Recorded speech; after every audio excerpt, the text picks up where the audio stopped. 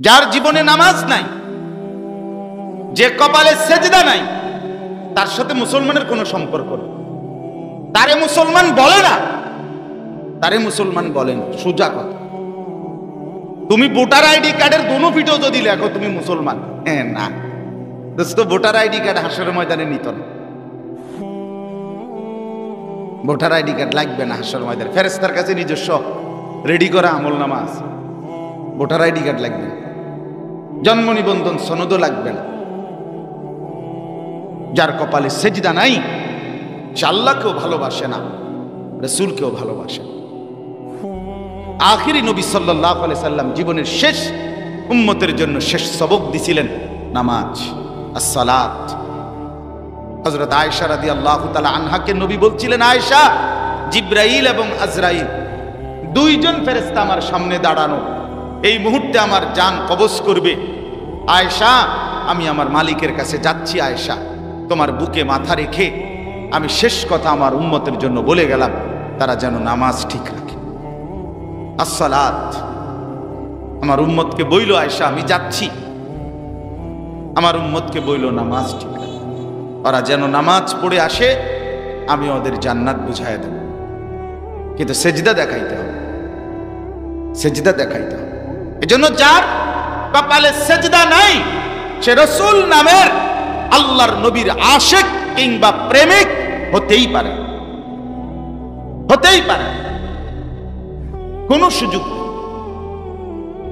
এজন্য দোস্ত আমার, বন্ধু আমার, এটা ফিকিরের ব্যাপার, এটা মহব্বতের ব্যাপার, আন্তরিকতার ব্যাপার, বাস্তবতার ব্যাপার, অনুভূতির ব্যাপার। তাইলে আমাদের জীবনের এই দুইটা অংশ, একটা বললাম তাওহীদ, আরেকটা বললাম রিসালাত। তাওহীদ মানে আমার জীবনের সবকিছু, সবকিছু কার থেকে হয় বলেন না, কার থেকে হয়? 2 নাম্বার রিসালাত। আমার জীবনের সবকিছু করতে হবে রাসূলুল্লাহ সাল্লাল্লাহু আলাইহি সাল্লামের অনুসরণ। সবকিছু আমার জীবনের অনুসরণযোগ্য। আমার হাসি, কান্না, চলা ফেরা, লেবাস, পোশাক, আচরণ, চুল, দাড়ি, কাপড় চোপড়, উঠা বসা, ঘর পরিবার, স্ত্রী সন্তানের জিন্দেগি, আয়, ব্যবসা, রোজগার, উপার্জন রাসূলুল্লাহ সাল্লাল্লাহু আলাইহি সাল্লামের তরিকা। নবী সাল্লাল্লাহু আলাইহি সাল্লাম বলেছেন, মান আকালা তাইয়িবান ওয়া আমিলা ফি সুন্নাতিন ওয়া আমিনান নাস বাওয়াইকাহু দাখালাল জান্নাহ। 3টা আমল নবী বলছেন, যে খায় হালাল, যে আমল করে সুন্নত মোতাবেক, যে মানুষকে কষ্ট দেয় না, রাসূল বলে সে জান্নাতে প্রবেশ করলো, সে জান্নাতে ঢুকে গেল। এই তাহলে 2 নম্বরে কি বললেন? যে আমল করে সুন্নত মোতাবেক। রাসূলুল্লাহ সাল্লাল্লাহু আলাইহি সাল্লামের 23 বছরের মেহনত আপনি শুধু এই জিলাপি দিয়া আদায় করে দিলেন। এতে তায়েফের রক্তের বিনিময় জিলাপি, তায়েফের রক্তের বিনিময় বিরিয়ানি, তায়েফের রক্তের বিনিময় খিচুড়ি, এতটুকু ঢাকঢোল, গান বাদ্য, এমনি বিবেকে কি বলে? একটা ইনসাফের সাথে যদি কেউ ভাবে, একটা যদি সামান্য বিবেক যদি কারো থাকে, এক বিন্দু, সেও তো বলবে না, আরে কি রে কম, আমার নবী সাল্লাল্লাহু আলাইহি সাল্লাম 23 বছর এত কষ্ট করলেন। 3 মাস খোদার কসম, হাদিসে আছে, আম্মা জান আয়েশা রাদিয়াল্লাহু তাআলা আনহা বলেন, 3টা চাঁদ উঠছে, 3টা চাঁদ ডুবছে। 3 মাসে নবীর 9 জন বিবি আমরা একসাথে ছিলাম। খোদার কসম আম্মা জান আয়েশা বলেন, মা আওকাদাত ফি আবিয়াত রাসূলিল্লাহ নারুন, রাসূলুল্লাহর একজন বিবির ঘরেও চুলায় আগুন জ্বলে নাই। 3 মাসে কোনোদিন রান্না করা খাবার খাই নাই আমরা। ওনাকে জিজ্ঞেস করছে আম্মা আয়েশা রাদিয়াল্লাহু তাআলা আনহাকে, তাহলে আপনারা কি খেয়ে বাঁচলেন? উনি বলছেন, আত্তামারু ওয়াল মা, খেজুর আর পানি, পানি আর খেজুর। সকাল দুপুর রাত শুধুই পানি আর খেজুর, খেজুর আর পানি, এভাবেই 3 মাস। রাআইনা হিলালান সুম্মা হিলালান সুম্মা হিলালান, 3টা চাঁদ দেখছি। যার ঘরে 3 মাস চুলায় আগুন জ্বলে নাই, তিনি এভাবে জিন্দেগি কাটাইছেন রাসূল সাল্লাল্লাহু আলাইহি সাল্লাম। বিনিময়ে আপনি শুধু কেবল এই ঢাকঢোল আর গান বাদ্য আর আপনি জিলাপি বিরিয়ানি দিয়ে রাসূলুল্লাহ সাল্লাল্লাহু আলাইহি সাল্লামের 23 বছরের বিনিময় দিচ্ছেন। হ্যাঁ, মিসওয়াক কোথায়? দস্তরখান কোথায়? চেহারায় দাড়ি কোথায়? নবীর জীবনের এই 30 পারা কোরআন শরীফ, এটা রাসূলুল্লাহ সাল্লাল্লাহু আলাইহি সাল্লাম গ্রহণ করে নাই আল্লাহ থেকে? কথা বলেন না। তা আপনি যেটা পড়তে পারেন না, আপনি যেটা দেখে দেখেও পড়তে পারেন না, তাহলে আপনি নবী প্রেমিক কিভাবে? হ্যাঁ, রাসূলুল্লাহ সাল্লাল্লাহু আলাইহি সাল্লাম সকালবেলা ঘুম থেকে উঠে যে দোয়াগুলো পড়তেন, ঘুম থেকে উঠার দোয়া, ঘুমাইতে যাওয়ার দোয়া, বাথরুমে ঢুকতে দোয়া, বের হইতে দোয়া, মসজিদে ঢুকতে দোয়া, বের হইতে দোয়া, এরকম জীবনের যতগুলো দোয়া নবী পড়তেন, এর একটাও আপনি পড়েনও না, পারেনও না, পারার কোনো অনুভূতিও নাই। এটা দরকার, এই জেহানটাও, এই মানসিকতাটাও নাই, তাহলে আপনি রাসূল প্রেমিক কেমনে? কেমনে? আমরা সাধারণ মানুষ, আমরা স্কুলে পড়ছি, আমরা জেনারেল শিক্ষিত, অথবা আমরা গ্রামের মানুষ, আমরা কি রেডি পারমনি? এই কথাটার দলিল কি? মানে সাধারণ মানুষ হইলে, অথবা স্কুলে পড়লে, অথবা কলেজে পড়লে, অথবা কিছুই না পড়লে, বাংলা অঙ্ক ইংরেজি না জানলে দোয়া কালাম আর শিখতে হয় না, এগুলো না পড়লেও চলে, এই কথার দলিল কি? কথা বোঝেন নাই আপনি? এই কথার দলিল আছে নি কারো কাছে? তো ভাই, তো তাইলে রাসূলুল্লাহ সাল্লাল্লাহু আলাইহি সাল্লাম এটা বলছিনি যে আমার উম্মতের যারা কিয়ামত পর্যন্ত স্কুলে পড়বে তাদের আর কোরআন শরীফ সহি শুদ্ধ করার দরকার নাই, এই কথা নবীজি বলছিনি, কোনো আলেম বলছিনি, কোনো পীর সাহেব বলছিনি। তো কে? তা আপনি কার বুঝলেই আড়েন? কি বুঝে আপনি হাঁটতেছেন? ঘটনা কি? কে বলছে আপনাকে এটা?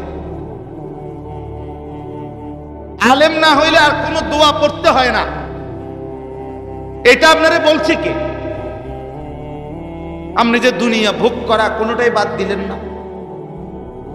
বাপ আমার, জিন্দিগির কদর করেন, ঘুরে ফিরে একই কথা, খামখেয়ালি মনে করেন। আমি প্রত্যেক দিন বলি এ কথা, যে শেষে গিয়ে উঠতে যাওয়ার সময় আপনি কইলেন, হা কথাটি তো বালাই কইছে, কয় তো বলার লাগে, বুঝি তো আমরা লেগেই তো কয়, কিন্তু পারি তো না। এই সমস্ত সিহন কথা, এসব ফাটনা কথা, হ্যাঁ, পণ্ডিতি কথা বললে আপনি মানুষের না কইলেন, ফেরেশতার কাছে এটা বললে চলবে তো? হাসরের মাঠে বললে চলবে তো? আপনার তাইলে এ কথা বলে লাভ কি? এ কথা বলে লাভ কি? পারিত না, পারিত না কি আবার? বুঝি তো, কিন্তু পারিত না কোনো কথা।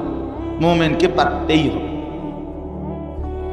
জান্নাতে যেতে হলে পারতেই হবে, জাহান্নাম থেকে বাঁচতে হলে চেষ্টা করতেই হবে। মুমিন পারবে। মুমিনের জন্য হতাশা কুফরি, এটা জানেন? কোন ইমানদারের জন্য হতাশা কুফরি। হতাশা মানে আর হইতো না, আর সম্ভব না, এই কথা বলা, মনে করা, হৃদয়ে জায়গা দেওয়া কুফরি। সে মুমিন হতাশ হয় না, মুমিন হতাশ হয়। ইন্নাহু লা ইয়াইআসু মির রাউহিল্লাহ ইল্লাল কওমুল কাফিরুন। আল্লাহ বলে, নিশ্চয়ই আল্লাহর রহমত থেকে নিরাশ হয় কেবল তারা, কাফের সম্প্রদায় যারা।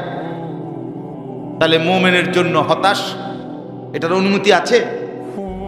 আর আমার বয়স নাই, আর হায়াত নাই, আর এখন আর সুযোগ নাই, এখন আর ওই রকম আর উপায় নাই, এই কথা বলা মানে তো হতাশা। এই হতাশার কোনো অনুমতি মুমিনের জন্য। আল্লাহ তাআলা আমাদেরকে বুঝার তৌফিক দান করেন। 3 নাম্বার বলতেছিলাম, যেটার জন্য আমি পড়ছিলাম, সেটা হলো আখিরাত। আল্লাহ তাআলা আমাদেরকে সেই আদম আলাইহিস সালাম থেকে নিয়ে আমাদের নবী সাল্লাল্লাহু আলাইহি সাল্লাম পর্যন্ত প্রত্যেকটা নবী এবং রাসূলের মাধ্যমে এক কথাই বুঝাইতে চাইছেন, বান্দা এখানেই শেষ না।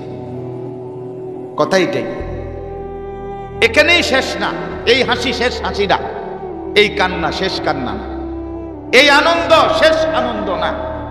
এখানে যে চরম দুঃখে আছে তার এই দুঃখ শেষ না, এখানে যে চরম আনন্দে আছে এটাও শেষ না, বরং আমাদের প্রত্যেককেই হাসতে হাসতে কিংবা কাঁদতে কাঁদতে, সুখে কিংবা দুঃখে আমরা প্রত্যেকেই একটি নির্দিষ্ট সময়ে মৃত্যুবরণের মাধ্যমে, ইসরাফিলের ফুঁয়ের মাধ্যমে হাসরের ময়দানে, কিয়ামতের মাঠে আল্লাহ তাআলার সামনে মুখোমুখি হইতে হবে। এই চূড়ান্ত বাস্তবতা, এটা কলিজায় বসানো, এটা দিলের মধ্যে বসানো দরকার। আমার যুবক ভাই, তোমার এখনই দরকার। তুমি মনে করো না এখনো বয়স অনেক বাকি আছে, না বন্ধু, বয়স বাকি নাই। প্রতিদিন খোদার জমিনে জওয়ান বুড়ো, ছোট বড়, নারী পুরুষ প্রত্যেক দিনই মৃত্যুবরণ করে কি না বলেন? যুবক মানুষের মৃত্যু হয়। কাজেই আমাদের প্রত্যেকেরই এখনই সময়। আমাদেরকে এটা অস্বীকার করার কোনো সুযোগ নাই, আড়াল করার কোনো সুযোগ নেই। আমাদেরকে আল্লাহর সামনে মুখোমুখি হতেই হবে, হাসরের ময়দানে দাঁড়াইতেই হবে। আখিরাত, কোরআনুল কারীমের মধ্যে পুরাটা কোরআনে আল্লাহ তাআলা বারবার বারবার বারবার বারবার এই কথাটা বুঝাইছে।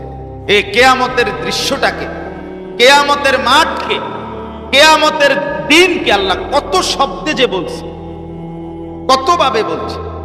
কোথাও বলছে আল হাক্কা, কোথাও বলছে আল কারিআ, কোথাও বলছে ইদা ওয়াকাতিল ওয়াকিআ, কোথাও বলছে ইন্না জালজালাতাস সাআ, কোথাও বলছে লা উকসিমু বিয়াউমিল কিয়ামা। এইভাবে বারবার বারবার বারবার আল্লাহ তাআলা বলছে, বান্দা বিশ্বাস করো, এই পৃথিবী পুরাটা আমি সাজিয়েছি, আমি এটা রাখবো না, এটা বানাইছিও আমি, ভাঙবো আমি। ইন্না জাআলনা মা আলাল আরদি জিনাতাল লাহা লিনাবলুয়াহুম আইয়ুহুম আহসানু আমালা। এই যে সূরা কাহফের আয়াত, আল্লাহ বলেন এই গোটা জমিন আমি আল্লাহ তোমাদের জন্য সাজিয়েছি। কেন সাজিয়েছি? পরীক্ষা নেওয়ার জন্য। লিনাবলুয়াহুম, পরীক্ষা নেওয়ার জন্য। পরীক্ষা, কে কে আমল করে সুন্দর, এই পরীক্ষা নেওয়ার জন্য এই পৃথিবী, এই আসমান, উপরে জমিন, চন্দ্র, সূর্য, গ্রহ, নক্ষত্র, আলো, বাতাস, রোদ, বৃষ্টি, হাসি, কান্না, আনন্দ, বেদনা, স্ত্রী, সন্তান, ঘর, পরিবার, বাজার, ব্যবসা, লেনদেন, দাড়ি, বাড়ি, দালান, বিল্ডিং, এই সব কিছু আমি আল্লাহ, আমি ব্যবস্থাপনা করেছি। এই সবটা আমি সাজিয়ে তোমাদেরকে পরীক্ষা করছি। কি করছি বলেন? বলো ছেলেরা, ভাই বলো না, কি করছি? দোস্ত আমার মনে রাখতে হবে, আল্লাহ দুনিয়াটাকেই বানাইছে পরীক্ষার জন্য। এই জন্য পরীক্ষা উঠাইয়া দিলে, পরীক্ষা যদি উঠাইয়া দেয় তাইলে অধপতন নিশ্চিত, কোনো সন্দেহ নেই, কোনো সন্দেহ নেই। কোরআনুল কারীমে এই কথাটা একবার না বারবার আছে। আল্লাহ বলছে আমি পরীক্ষা নিতে চাই, আমি পরীক্ষা নেব, আমি পরীক্ষা নেব, আমি পরীক্ষা নেব। এজন্য পরীক্ষা যদি মাধ্যমিক লেভেল পর্যন্ত, এসএসসি লেভেল পর্যন্ত যদি পরীক্ষা উঠে যায়, তাহলে আগামী 10 বছর পরে, আগামী 20 বছরের পরে মুসলমানের সন্তান আর মুসলমান হিসাবে চেনারও কোনো উপায় থাকবে না। নিজের মতো করে যদি বেড়ে ওঠে, হামখেয়ালি হবে না, হবে না। পরীক্ষা দিতে হবে। দুনিয়া পরীক্ষার জায়গা, দুনিয়া পরীক্ষার জায়গা, দুনিয়া পরীক্ষার জন্যই বানানো হয়েছে। দুনিয়া থেকে পরীক্ষা তুলে দিলে হবে না, পরীক্ষা থাকতে হবে। আল্লাহ তাআলা এটা বলছেন।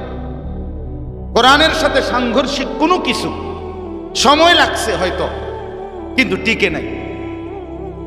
বোঝেন নাই কথাটা?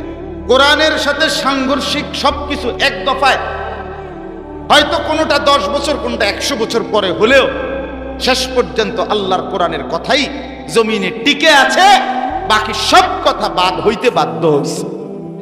এই পৃথিবীতে এটাই সত্য। এটা এই দল আর এই দল না, এই সরকার আর ওই সরকার না, এটাই সত্য কথা।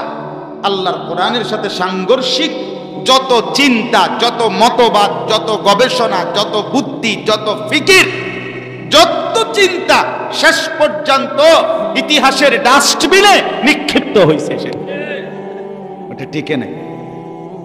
বন্ধু আমার, আজ তোমাকে আল্লাহ সুখে রাখছে, এটা আল্লাহর দান, আল্লাহর দান। ওয়া আন্নাহু হুয়া আযহাকা ওয়া আবকা, কোরআনের আয়াত। হুয়া আদহাকা, তিনি আল্লাহ হাসান। হুয়া আদহাকা, তিনি হাসান। ও আবকা, আল্লাহ বলে তিনি আল্লাহ, তিনি কাঁদান। মুখের হাসি আল্লাহর দান, চোখের পানি আল্লাহর দান। হাসলেও আল্লাহ হাসায়, কাঁদলেও কে কাঁদায়? আন-নাফিউ আদ-দার, ওইটাই আল্লাহ। উপকার করনেওয়ালা আল্লাহ, মুসিবত আর পেরেশানিতে ফেলে যিনি, তিনি আল্লাহ। তিনি আল্লাহ। সুস্থতা দান করে তিনি আল্লাহ, অসুস্থতায় ফেলে তিনি আল্লাহ। তিনি আল্লাহ। এজন্য বন্ধু, আল্লাহ তাআলার ওয়াদা এটা, বান্দা আমি এই জমিন রাখব না, আমি এই জমিন রাখব না। অতএব দোস্ত আমার, যে কয়জন ভাই আমরা মনোযোগ দিয়ে শুনতেছি, আমরা প্রত্যেকেই আলাদা আলাদা ইনসাফের সাথে আলাদা আলাদা করে ভাবি। আমিও ভাবি, তুমিও ভাবি, বাবারাও ভাবেন, মায়েরাও ভাবেন, যে আপনি আমি প্রত্যেকে আলাদা ভাবেন। শেষ পর্যন্ত আমার ডানে বামে কেউ থাকে, আমি একাই, আমি একাই। মাটির উপরে যদি এই পরিমাণ ঠান্ডা লাগে, কবরের মানুষগুলো কি পরিমাণ ঠান্ডায়। আমার বাসার পাশে আমি কয়েকদিন বলছি, গত এক সপ্তাহ আগে এক ছেলে মারা গেছিল, 22-23 বছরের তাগড়া জোয়ান ছেলে, ফুটফুটে সুন্দর, খুব সুন্দর ছেলেটা। বারবার তার চেহারা আমার মনে পড়ে। 22-23 বছর বয়স, চাঁদের মতো চেহারা ছেলেটা, এত সুন্দর। কুমিল্লা ক্যান্টনমেন্টে একটা প্রাইভেট ইউনিভার্সিটিতে পড়তো। সিএনজি অ্যাক্সিডেন্টে মারা গেছে রাত্রে 11:30 বাজে। পরের দিন জোহরের পরে তার জানাজা হয়েছে, আমিও জানাজা পড়ছি আমার একদম বাসার। তো আমি বললাম, আহা, গতকাল রাতেও তো তার মা তারে লেফ কম্বল দিয়ে শোয়াইছিল। আজ যখন তাকে কবরে রাখা হবে, আজকের রাতে তার কবরে লেফ কম্বল দিয়ে দিবে। মাটির উপরে এত ঠান্ডা, আমার পায়ে মোজা, ভিতরে গেঞ্জি, পাঞ্জাবি, কোট গায়ে দিছি, রুমাল এখানে, এরপরে একটা বড় মোটা চাদর, এরপরও আমার কাছে ঠান্ডা লাগছে। দোস্ত আমার, মাটির নিচে কবরে তাহলে কি পরিমাণ ঠান্ডা। এই জন্য খামখেয়ালি না, আলাদা ভাবো, আলাদা আলাদা আলাদা না ভাবলে অনুভূতি আসবে। তুমি কসম বলি, তুমি যদি আরেকজনের জিগাও, দোস্ত কিরে কি কয় হুজুরে, হেতে তোমার একটা বেটকি দিয়া লাগে, তোমারে দুর্বল করে দিবে, সে তোমারে ভালো হতে দিবে না। এই জন্য তুমি আলাদা ভাবো, একজন হলে একজন, আলাদা ভাবলে ফিকির আসবে যে শেষ পর্যন্ত আমি কোথায় গিয়ে দাঁড়াবো। فإذا نفخ في الصور فلا أنساب بينهم يومئذ ولا يتساءلون। রব্বুল আলামিন বলে, বান্দা, ইসরাফিল যখন দ্বিতীয়বার ফুঁ দিবে, হাসরের ময়দান কায়েম হবে। ফালা আনসাবা বাইনাহুম ইয়াউমাইদিন, কোটি কোটি মানুষ যখন হাসরের ময়দানে দাঁড়াবে, তখন কেউ কাউকে নিজের আত্মীয়তা, বংশ, সম্পর্কের কোনো পরিচয় দিবে না। কেউ বলবে না এটা আমার ছেলে, ছেলে বলবে না এটা আমার বাপ, স্বামী বলবে না এটা আমার স্ত্রী, স্ত্রী বলবে না এটা আমার স্বামী, ভাই বলবে না এটা আমার বোন, বোন বলবে না এটা আমার ভাই। কেউ কাউকে পরিচয় দিবে না। ফালা আনসাবা, নাসাব মানে বংশ, ওয়ালা ইয়াতাসাআলুন, কেউ কাউকে ভালো মন্দ কিছুই জিজ্ঞেস করবে না। বন্ধু কেমন আছো, গরম লাগতেছে কিনা, দাঁড়াইতে কষ্ট হচ্ছে কিনা, আমি কি একটু সরে দাঁড়াবো কিনা, খোদার কসম এমন কোনো কথা বলবে না। আল্লাহর নবী বলেন, মাউদাউ কাদামিন, প্রত্যেকটা মানুষ পায়ের নিচে যেইটুকু কদম, এতটুকু কদমে দাঁড়াইবে শুধু। আর লম্বা সময়, সর্বনিম্ন একদিন 50,000 বছর, তার চাইতে লম্বা সময় কত হাজার বছর শুধু আল্লাহই জানে। এই লম্বা সময় রব্বে কারীমের সামনে হাসরের ময়দানে এই শুধু পায়ের নিচের জায়গাটুকুতেই দাঁড়িয়ে থাকতে হবে। ইয়াউমা ইয়াকুমুন নাসু লিরাব্বিল আলামিন, সব দাঁড়াই মাউদাউ কাদাম, শুধু পাও রাখার জায়গা, ডানে বামে সামনে পিছনে 1 ইঞ্চি নড়াচড়া করার কোনো সুযোগ মিলবে না। মাথার উপরের সূর্য রব্বে করিম বলবে তোর পুরা তেজ দিয়ে দে। পায়ের নিচের জমিন উত্তপ্ত তামার মতো প্রখর গরম হয়ে কি ভীষণ অবস্থা। আমার জীবনে একবার আমি মক্কা শরীফ আল্লাহর ঘরের ওইখানে তাওয়াফের পরে জুতা হারাইয়া লাইছি, অল্প কদ্দুর দৌড়াইয়া গেছি ওই দোকান পর্যন্ত, মানে মসজিদে হারামের বের হয়ে বারান্দার জায়গাটা শুধু পার হয়েছি দৌড় দিয়া, এক দৌড়ে গিয়া জুতার দোকানে গেছি, মানে জুতা কিনতে হইব, কারণ জুতা তো নাই আমার, হারাই ফেলছি। এই কদ্দুর জায়গা যে দৌড় দিছি, পাওটা লাগছে যে মাটিটা, আরে নিচে আমার মনে হয়েছে যেন আমার পায়ের 2টা তালু তারপরে জ্বলে গেছে। পরবর্তী দিনগুলো খুব কষ্ট পাইছি, এই শুধু 5টা মিনিট শুধু দৌড় দিছি এটুকু। সেদিন বুঝছি হায়, এক জোড়া জুতা নাই পায়ে, কি অবস্থা। এ তো দুনিয়া। বন্ধু আমার, আখেরাতে হাসরের মাঠ কেমন? যদি বলো এটা হবে না, তো সবাই মিলে সিদ্ধান্ত নেই কেন হবে না, তাইলে তো আমিও বাঁচে গেলাম, তুমিও বাঁচে গেলাম। কিন্তু যদি হয়, আর যদি হবে না কেন? আল্লাহর কথা মৃত্যু, এই কথাটা সবাইকে মৃত্যুবরণ করতে হবে, এই কথাটা কে বলছে? তো এই মৃত্যুবরণ করতেছি নি মানুষ, তো এটা ঠিক হইলে পরেরটি ঠিক হইতো না কেন? কথা বোঝেন নাই? একেবারে চোখের সামনের এই কথাটা আমরা সহজে বুঝি যে মৃত্যু যেহেতু ঠিক হচ্ছে, তো পরবর্তীগুলো ঠিক হবে না কেন? আমি এবারে আমার এই কথায় আসি। হাসরের মাঠ, আল্লাহ তাআলা বলেন সবাইকে উঠানো হবে।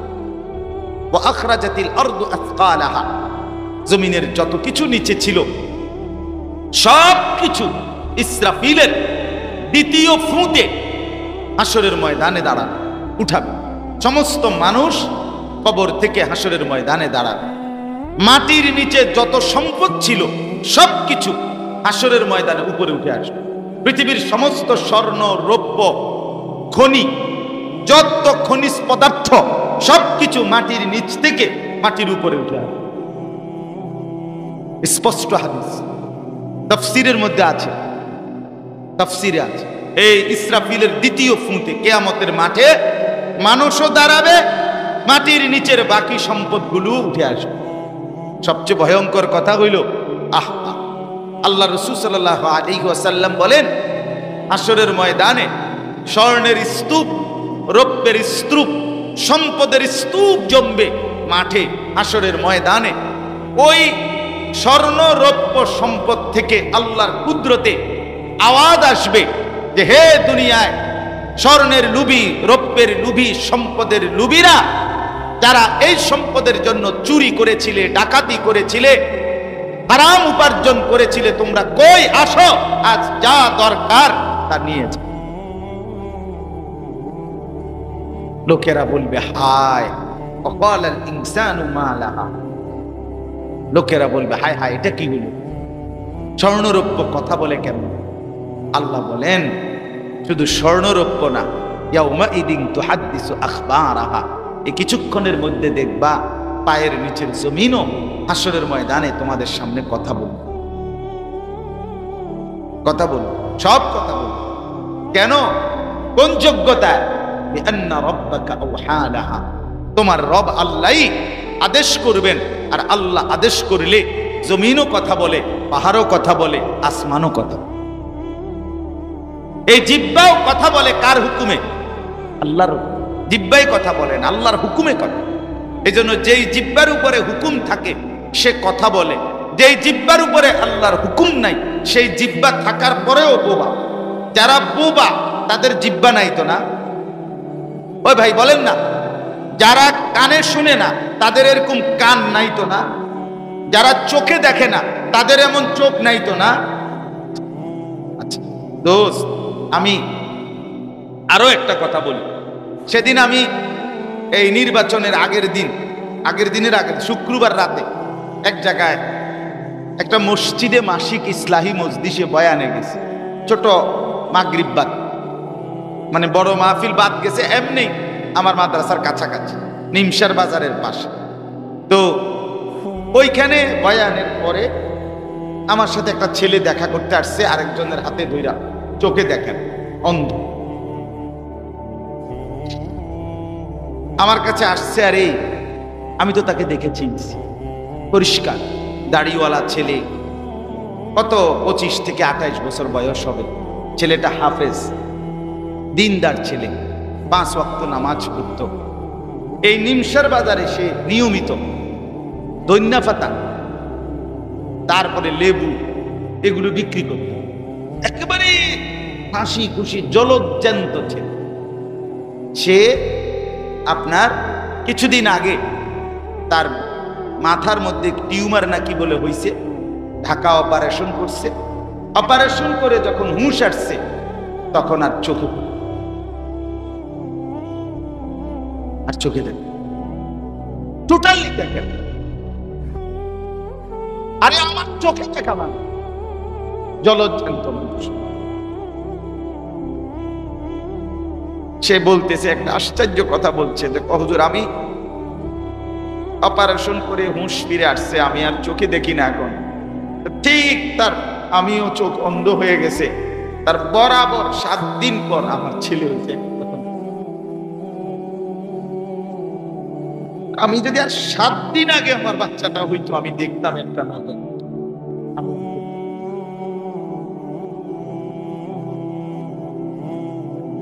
আমি আর আমার সন্তানটাকে 2 নয়নে আমি কোনদিন দেখি।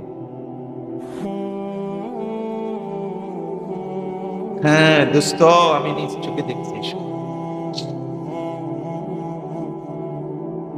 এই জন্য বন্ধু, আল্লাহ তাআলার দয়া ছাড়া তুমি টিকে না, আল্লাহর দয়াই টিকে।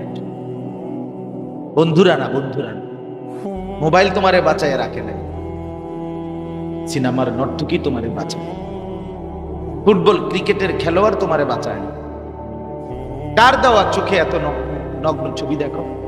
তোমার আব্বার চোখে এটা, তোমার নেতার চোখ এটা, তুমি বাজার থেকে আনছো এটা, তোমার আল্লাহর দেওয়া। বন্ধু আমি বলে গেলাম, ওই যুবক কিছুদিন আগে এরপরে চেন্নাই গেছে, ইন্ডিয়া, সেখানেও গিয়েছে, কোনো কিছুই হয়। তারা বলছে আর এই চোখের আলো। এই জন্য আমি অনুরোধ করছি দোস্ত আমার, এই চোখ আল্লাহর দেয়া। আলাম নাজআল লাহু আইনাইন, আল্লাহ কোরআনে বলছে বান্দা জানো আমি কি তোমাকে 2টা চোখ দেই নাই? বলো বলো না ভাইয়া, সবাই বলেন আলাম নাজআল লাহু আইনাইন। রব্বুল আলামিন বলে আমি কি 2টা চোখ দেই নাই? ওয়া লিসানাও ওয়া শাফাতাইন, একটা জিহ্বা 2টা ঠোঁট আমি কি দেই নাই? যদি আল্লাহ সামনাসামনি রেখে বলতেন, এই যে এখন আমি যেমন বলছি, যদি রব্বুল আলামিন সামনে এনে বলতেন আনিস বলো না আমি কি 2টা চোখ দেই নাই, আমি কি জিহ্বা দেই নাই, আমি কি 2টা ঠোঁট দেই নাই? যে চোখ আমি দিলাম বান্দা, রব্বুল আলামিন যদি বলে বান্দা আমার দেয়া চোখে কত কিছু দেখলা, আমি মাওলার কোরআনটা তো একটু দেখলা না, দেখে দেখেও তো পড়তে পারো, তাহলে এই চোখ কি জন্য দিলাম? এই জবান কেন দিলাম? আমার নামই বলতে পারো না, একটা সূরা পড়তে পারো না, একটা দোয়া পড়তে পারো না, আমার নামই উচ্চারণ করতে পারো না। হায় আল্লাহ আমাদেরকে বুঝতে। মাদ্রাসার যেই বাচ্চারা পড়ে অনেক বড় ভাগ্য।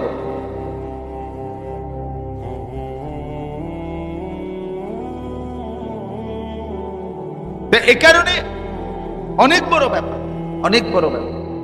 এই বাচ্চাগুলো যে দিন শিখে আল্লাহর দেওয়া জবানে আল্লাহর নাম উচ্চারণ। বাচ্চা যখন মাদ্রাসায় কোরআন পড়ে আল্লাহর আরশ আজিম তখন নড়ে ওঠে, নড়ে ওঠে। এই জন্য এই আয়াতগুলোর এবার তর্জমা শুনেন। আল্লাহ তাআলা হাসরের ময়দানে আমাদের সবাইকে দাঁড় করাবে, আমাদেরকে দাঁড় হইতেই হবে, দাঁড়াইতেই হবে। এই দাঁড়াইবার পর এই আয়াতগুলো অল্প সময় লাগবে, শুধু অনুবাদ কইলেই ছাড়ব, ব্যাখ্যা লাগবে না, একবার সুন্দর সহজ কথা, সবাই বুঝবে।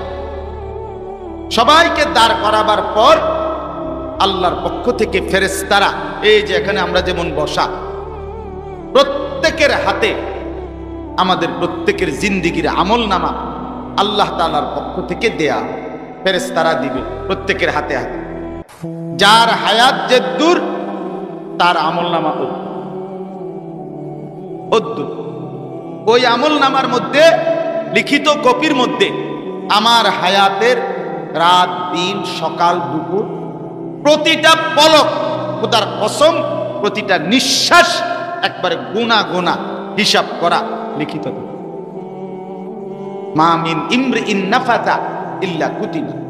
রাসূল বলছে তোমাদের প্রতিটা নিঃশ্বাসও লেখা, প্রতিটা নিঃশ্বাস, একটা নিঃশ্বাস হিসাবের বাইরে। আমার চোখের পলক হিসাবে আছে, হাতের নড়াচড়া হিসাব আছে। তো এইভাবে পুরা জিন্দেগির আমলনামা আমাদের আল্লাহর পক্ষ থেকে ফেরেশতা লিখিত কপি আমাদের হাতে দিবে। এই হাতে দিবে যে কিভাবে দিবে? দুই ভাবে। কারোরে ডান হাতে দিবে, কাউকে বাম হাতে। এই যার আমলনামা ডান হাতে দিবে সে কি বলবে আর আল্লাহ কি বলবে? যার আমলনামা বাম হাতে দিবে সে কি বলবে, আল্লাহ কি বলবে? এই চারটা কথা। আমলনামা ডান হাতে দিলে যারা দিছে সে বলবে কি, আল্লাহ বলবে কি? আর বাম হাতে দিলে সে কি বলবে, আল্লাহ কি বলবে? এই চারটা কথা এই আয়াত। এবার শুনুন, এটা বুঝতেই শেষ কথা। আল্লাহ তাআলা বলেন, ইয়াউমাইদিন তুরাজুনা লা তাখফা মিনকুম খাফিয়া। সেদিন কিয়ামতের মাঠে তোমাদের সকলকে উপস্থিত করা হবে, কেউ কারো থেকে গোপন থাকবে না। এই জন্য তুমি জানোয়ারের চাইতে নিকৃষ্ট। বালহুম আদাল কেন বলছে আল্লাহ? এই কারণে ওরে তো বলি নাই, আমি কুত্তারে তো আমি বলি নাই, শুকররে তো আমি বলি নাই, গরু ছাগলকে তো আমি সেজদা দিতে বলি নাই, তোকে তো বলছি বেটা। তোরে বানাইছিলাম এই সেজদার জন্য, তোকে বানাইছিলাম ওই ইবাদতের জন্য। সেই ইবাদতই যদি তোর কপালে জুটলো না, তো মানুষের বাচ্চা তো পরের কথা, তো জানোয়ারও না, জানোয়ারও তো। এই জন্য জীবনের হিসাব নিলাম। কবরে সবাই চলে যাব আমরা, আমিও আপনিও, কিন্তু হিসাব মিলে যায় যে আমি মানুষ হইতে পারলাম কি? ওয়ালাকাদ কাররামনা বনি আদম। আল্লাহ বলে আমি বনি আদমকে সবচেয়ে সম্মানিত করেছি, সবচেয়ে ইজ্জত মর্যাদাবান করেছিলাম বনি আদম। বনি আদম সমস্ত ফেরেশতার সামনে আমি আদমকে মর্যাদাবান করেছি। গোটা সমস্ত সৃষ্টির মধ্যে আমি মানুষকে সবচেয়ে সুন্দর আকৃতি দিয়ে বানাইছি। আমার সব মানুষের ব্যাপারে আমি আল্লাহর সবকিছু সেরা। চোখটাও সেরা, নাকটাও সেরা, হাসিটাও সেরা, কান্নাটাও সেরা। আমার বান্দাকে আমি বড় যত্ন করে, মায়া করে, সর্বশ্রেষ্ঠ করে আনছি। সেই শ্রেষ্ঠত্ব থাকবে তখন যখন সে আমার গোলামি করবে। আর নাই তো সুম্মা রাদাদনাহু আসফালা সাফিলিন। আর নাই তো তাকে আমি ফিরাইয়া নেব, যদি সে ইবাদত না করে আমি তাকে ফিরাইয়া নেব আসফালা সাফিলিন। যত জিনিসকে আমি লাঞ্ছিত করব হাসরে, তার সবচেয়ে নিচে, সবচেয়ে নিচে, সবচেয়ে নিচে। তখন তোকে আমি কুত্তার মর্যাদাও দেব না, শুকরের মর্যাদাও দেব। বন্দিগির ছুটে যাবে। ছেলেরা, দুর্ভাগ্য তোমাদের, হ্যাঁ দুর্ভাগ্য যে কলিজায় আল্লাহরে চিনলেন। যে কপালে সেজদা দিতে পারলা না, জন্তু জানোয়ারের মতো খাইলা আর ঘুমাইলা আর পেশাব পায়খানা করলা, আর মানুষের বেডি চাইয়া মোবাইলে উলঙ্গ ছবি দেখে যৌন চাহিদা পূরণ করলাম।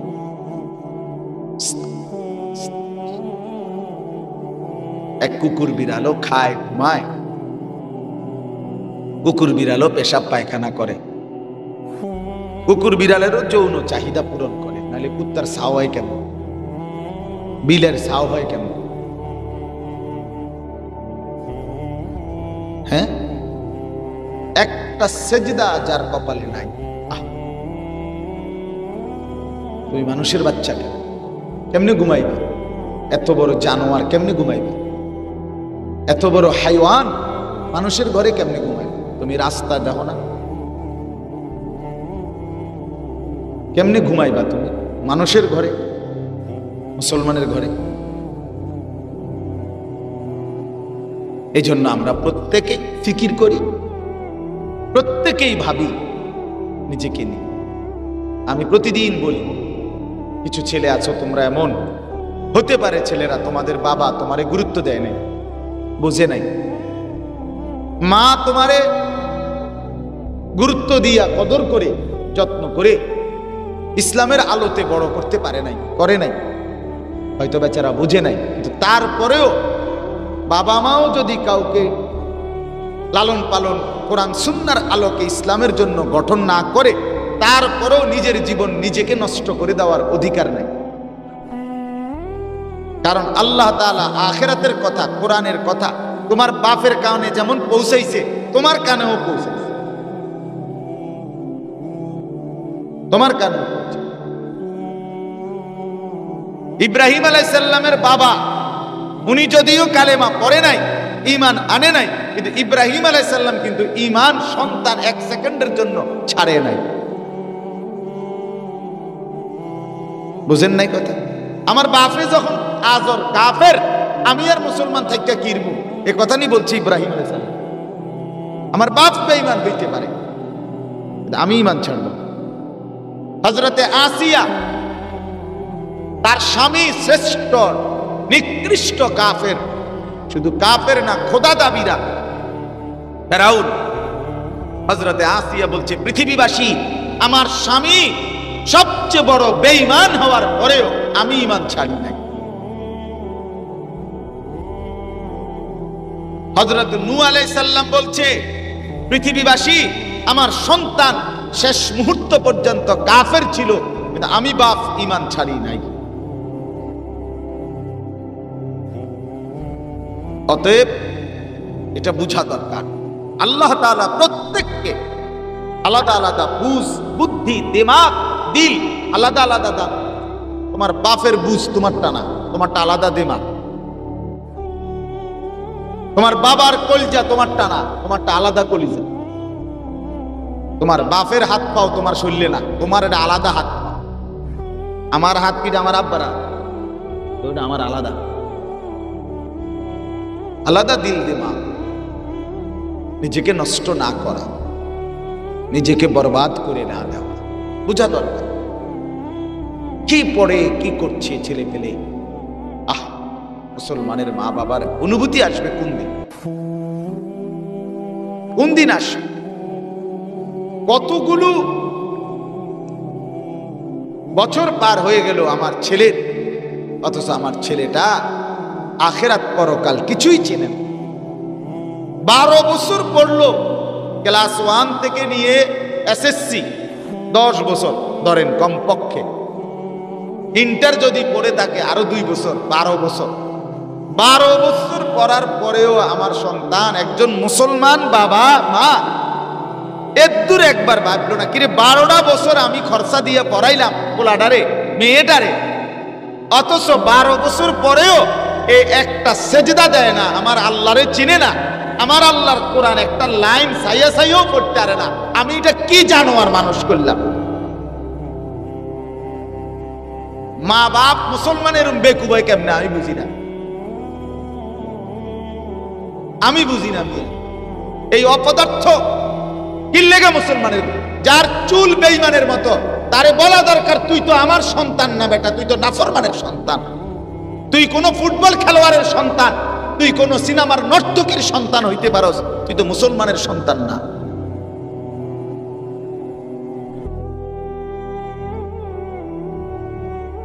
ছি ছি ছি ছি, আপনারা বাবারা এভাবে ভুলে গেলেন কেন?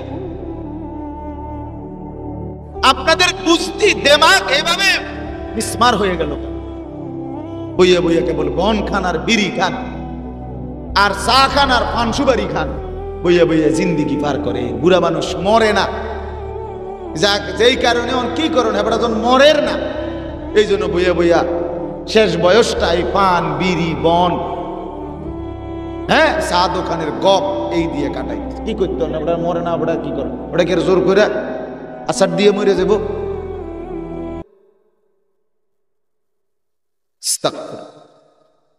এই জন্য বাপ আমি শুরুতে অনুরোধ করলাম, আমরা প্রত্যেকে ছেলেরা তোমাদেরকেও বলি, সবাই বুঝ একরকম হবে না, হবে না, সবাই একসাথে আলো পাবে না, সবার একসাথে জিন্দিগি সুন্দর হবে না। এটা আল্লাহর ফজল, আল্লাহর দান। আল্লাহ যাকে পছন্দ করে, আল্লাহ যাতে মায়া করে, তাকে আল্লাহ তাআলা দ্বীনের বুঝ দান করে। আল্লাহ যাকে ভালোবাসে, আল্লাহ যাকে পছন্দ করে, আল্লাহ তার অন্তরটা দিলটা ইসলাম মানার জন্য খুলে দেয়, প্রশস্ত করে আল্লাহ খুলে দেয়। কোরআনুল কারীমের মধ্যে আছে, আমি এই আয়াতই পড়ছি, কোরআনুল কারীমের 23 নম্বর পারা 39 নম্বর সূরা, সূরা জুমার, এই সূরার 22-23 এই দুইটি আয়াত আমি পড়ছি। এই দুইটি আয়াতের তর্জমা ইনশাআল্লাহ আপনাদেরকে শোনাব, আল্লাহ আমাদেরকে তৌফিক দান করেন। এখানে প্রথম যে 22 নম্বর আয়াত, এটা বোঝার জন্য আগে আমরা এই কথাটা বুঝি একটা জিনিস, সেটা হলো এই যে আদম আলাইহিস সালাম থেকে নিয়ে আজকের এই দিন পর্যন্ত, কথাটা খেয়াল, ডাইনে বামে তাকায়েন না বাবা, তাকায়েন না, কিছু ফালতু থাকবেই, কিছু ফালতু মানুষ থাকবেই। এই জন্য তো এটা দুনিয়া, ভালো মন্দ মিশ্রিত বলেই এটার নাম কি? সব ভালো যদি একদিকে থাকতো তো এটার নাম হইতো জান্নাত, সব মন্দ যদি হয়ে যাইতো তো এটার নাম হইতো জাহান্নাম। ভালো মন্দ মিলে আছে দেখেই, হক না হক আছে বলেই, আলো অন্ধকার আছে বলেই এটার নাম দুনিয়া। বুঝেন নাই কথাটা? সব ভালো যেদিকে এটার নাম জান্নাত, সব মন্দ যেদিকে ওটার নাম কি? ভালো মন্দই থাকে। এটা আমি তো বুঝি, আমি শুধু চোখের সামনের ব্যাপারে আমার নজরে তারা ছিল দেখে দমন দিয়েছে। এরা যদি বাইরে বুট খাইতো আমার কোনো আপত্তি নেই, এরা বাইরে ঠ্যাঙ্গালগি দিয়ে নাচক আমার কোনো আপত্তি নেই, আমি বাহিরের কারো লইয়া কোনো টেনশন করি না। আমার যে নজরের সামনে সে আমার আমানত, সে আমার কি, আমার কাছে আমানত, তার সময়টাও আমানত, তার জিন্দিগির এই সময়টা আমি তদারকি করা এটা আমার দায়িত্ব। এই জন্য আমি এমনটা করি, চোখের আড়াল হইলে অসুবিধা নেই, তার যা ইচ্ছা তাই করি। যাই হোক, তো চলেন, বলতেছিলাম আদম আলাইহিস সালাম থেকে নিয়ে আজকের এই দিন পর্যন্ত, কথাটা মনোযোগ দিয়ে বোঝেন, অল্প কথা, এই কথাটা বুঝলেই আমার কথা শেষ হয়ে যাবে ইনশাআল্লাহ, বেশিক্ষণ লাগবে না। আদম আলাইহিস সালাম থেকে নিয়ে আমাদের আজকের এই দিন পর্যন্ত আল্লাহ তাআলার একটা কুদরতি নিজাম, আল্লাহর একটা বিধান, যে আল্লাহ সর্বযুগে মানুষের হেদায়েতের জন্য, মানুষকে আল্লাহর পথ, আখিরাতের পথ, জান্নাতের পথ, জাহান্নাম থেকে বাঁচার পথ, আল্লাহর বন্দিগির পথ দেখাবার জন্য যুগে যুগে কালে কালে আল্লাহ তাআলা তার পক্ষ থেকে মনোনীত বান্দা প্রেরণ করেছেন। এটা আল্লাহ তাআলার একটা নিজাম। ওয়ালাকাদ বাআসনা ফি কুল্লি উম্মাতির রাসূলা, আল্লাহ বলেন আমি প্রত্যেক উম্মতের জন্য রাসূল পাঠিয়েছি। আল্লাহ তাআলা বলে লিকুল্লি কওমিন হাদ, আমি আল্লাহ প্রত্যেক কওমের জন্য পথ প্রদর্শক রেখেছি। এটা আল্লাহর ফয়সালা।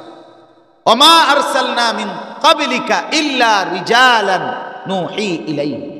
আল্লাহ বলে আপনার পূর্বেও আমি আল্লাহ যতজনকে পাঠিয়েছি রাসূল সবাই ছিলেন পুরুষ ব্যক্তি, এবং আমি প্রত্যেকের কাছে আমার পক্ষ থেকে ওহী পাঠাইছি। এরকম অনেক আয়াত কোরআনে আছে। আল্লাহ তাআলা বলেন সর্বযুগে আমি আল্লাহ মানুষকে আলোর পথ, কল্যাণের পথ, মুক্তির পথ, সফলতার পথ, জান্নাতের রাস্তা, হেদায়েতের রাস্তা, আলোর রাস্তা দেখাবার জন্য আমার মনোনীত বান্দা, বুঝানেওয়ালা, বলনেওয়ালা, ডাকনেওয়ালা, আহ্বানকারী পাঠিয়েছি, ভয় প্রদর্শনকারী পাঠিয়েছি, নদীর নদীর পাঠিয়েছি। ও জাআকুমুন নদীর, আমি আল্লাহ তাআলার পক্ষ থেকে পথ প্রদর্শনকারী পাঠিয়েছি।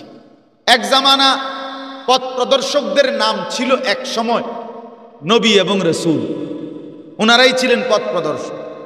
দীর্ঘদিন পর্যন্ত আল্লাহ তাআলা নবী এবং রাসূলের ধারা পাঠিয়েছেন। আমাদের আখিরি পয়গম্বর নবী দু জাহান নবী মুহাম্মদুর রাসূলুল্লাহ সাল্লাল্লাহু আলাইহি ওয়াসাল্লাম, উনার মাধ্যমে আল্লাহ তাআলা নবী রাসূলদের ধারা এটা বন্ধ করছেন, শেষ করছেন। উনি খাতামুন নবিয়্যিন, উনি শেষ নবী, উনি আখিরি। কিন্তু পথ প্রদর্শক পাঠানো আল্লাহ বন্ধ করে নাই, নবী রাসূলের ধারা বন্ধ করছে। কিন্তু এর পরবর্তী মানুষের হেদায়েতের জন্য, আলোর পথ দেখাবার জন্য আল্লাহ নতুন করে আবার পুনরায় আমাদের রাসূলের পরে যুগে যুগে ওলামায়ে কেরাম, আইম্মায়ে কেরাম আল্লাহ তাআলা আবার পাঠাচ্ছেন। কিয়ামত 1450 বছর আমাদের নবী সাল্লাল্লাহু আলাইহি সাল্লামের ইন্তেকালের পরে 1500 বছরের কাছাকাছি, 150 বছর না, 1500 বছর। এই 1500 বছরের ইতিহাসে পৃথিবীতে কোনো সময় এমন ছিল না আল্লাহর এই জমিনে যে মানুষকে আল্লাহর দিকে ডাকার মতো আলেম, উপযুক্ত মনোনীত আলেম নাই। এমন কোন যুগ কাল গত 1500 বছরে যায় না, পৃথিবীর ইতিহাসে এমনটা নাই। কোন দাদাও কইতে পারতো না যে আমি আমার দাদার থেকে শুনছি 1 বছর এমন হয়েছিল, আরে এমন রোদ পড়ছে যে রোদের কারণে আর কোনো হুজুর নেই। কথা বুঝেন না? এমন হয়েছে না। বা 1 বছর এমন হয়েছিল, এমন বন্যা লাগছে, দুর্ভিক্ষ লাগছে দেশটার মধ্যে, শেষে আর একজন হুজুর আর বাচ্চা নাই। এমন ঘটনা দাদা আপনি শুনছেন? ওটা শুনছে না, ওই যে লাল রুমাল। মানে এমন কোন ঘটনা ঘটনা পৃথিবীতে এমন ঘটনা হয় না। বরং আল্লাহ তাআলা সর্বযুগে সুখে কিংবা দুঃখে সর্বাবস্থায় আল্লাহ তাআলা মানুষকে আল্লাহর দিকে ডাকার মতো উপযুক্ত লোক আল্লাহ পাঠাইছেন, তৈরি করছেন, সৃষ্টি করছেন। আচ্ছা, এই কথাটা বুঝছেন?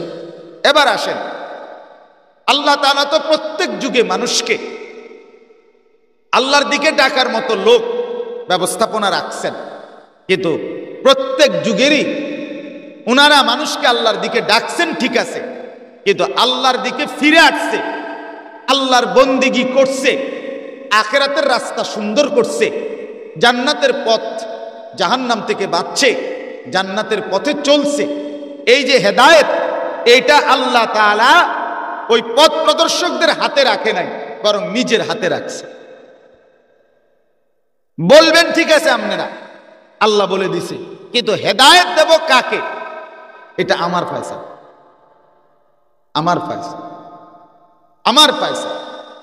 এটা একটা গুরুত্বপূর্ণ বিষয়।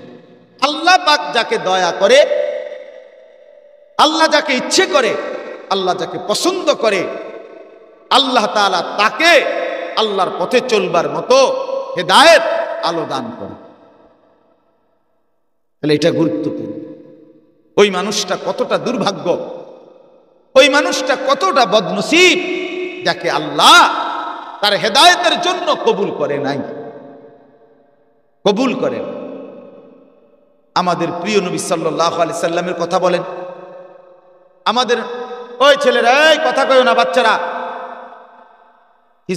খিচুড়ি হয় বলি, আরো সময় লাগবে, এত রং না, আপনি কোয়া কুই করলে হইতো না।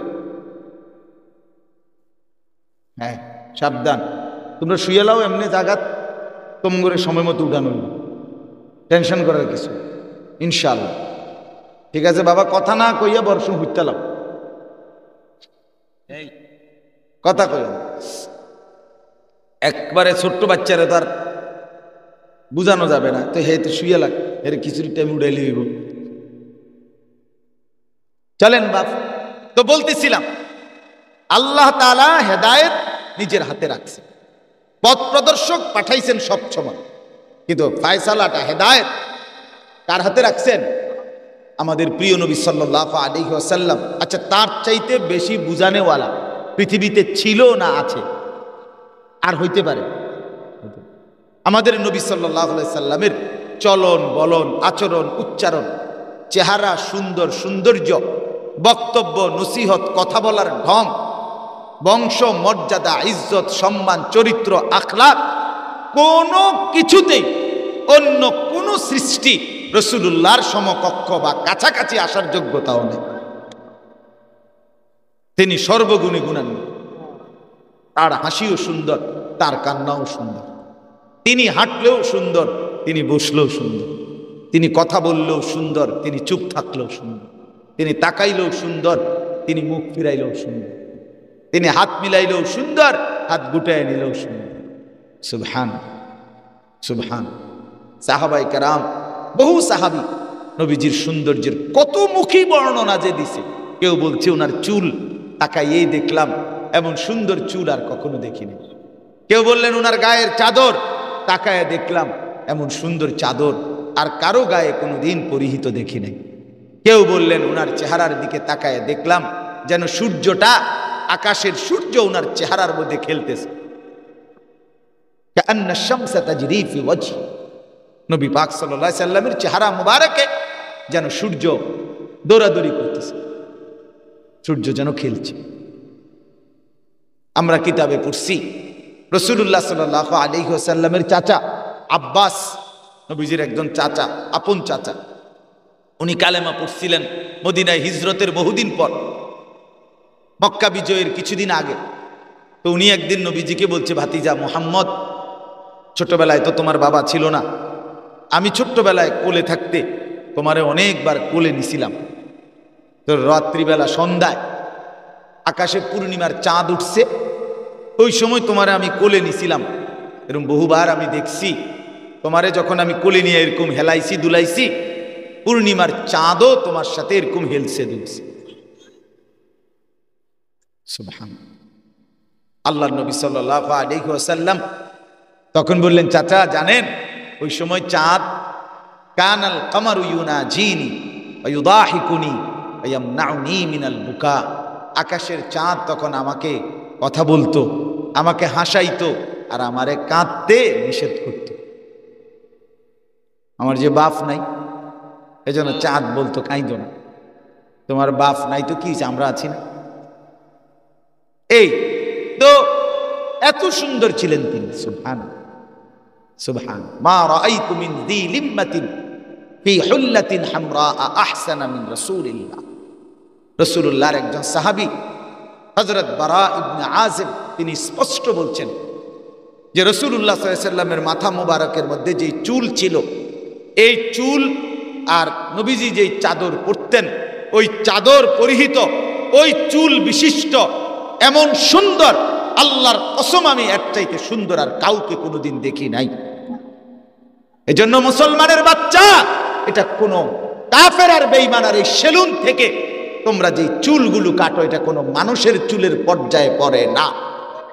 তুমি রুচিহীন, তুমি নিকৃষ্ট রুচির অধিকারী, তোমার ভিতরে শেষ বিবেক, তুমি তোমার রসুল চেনো না, তুমি মুহাম্মদ সাল্লাল্লাহু আলাইহি সাল্লামকে চেনো না। বেটা, হাসরের ময়দানে সুপারিশের জন্য যাইলে আল্লাহর রসুল সোহকান সোহকান বলে তাড়ায় দিবে, যা বেঈমান, সর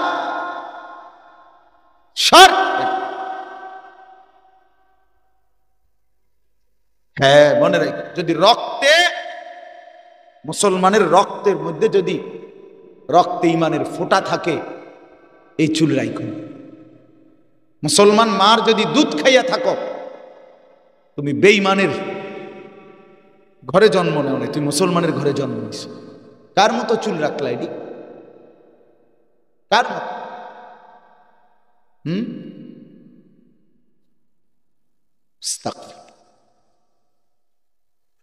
বিবেকহীন। ওই যে হে হাসে, ওই যে এবারটা আসে, ওটার হিসাব হইলে যে আমারই তো কইতে আছে দা আমি আসি।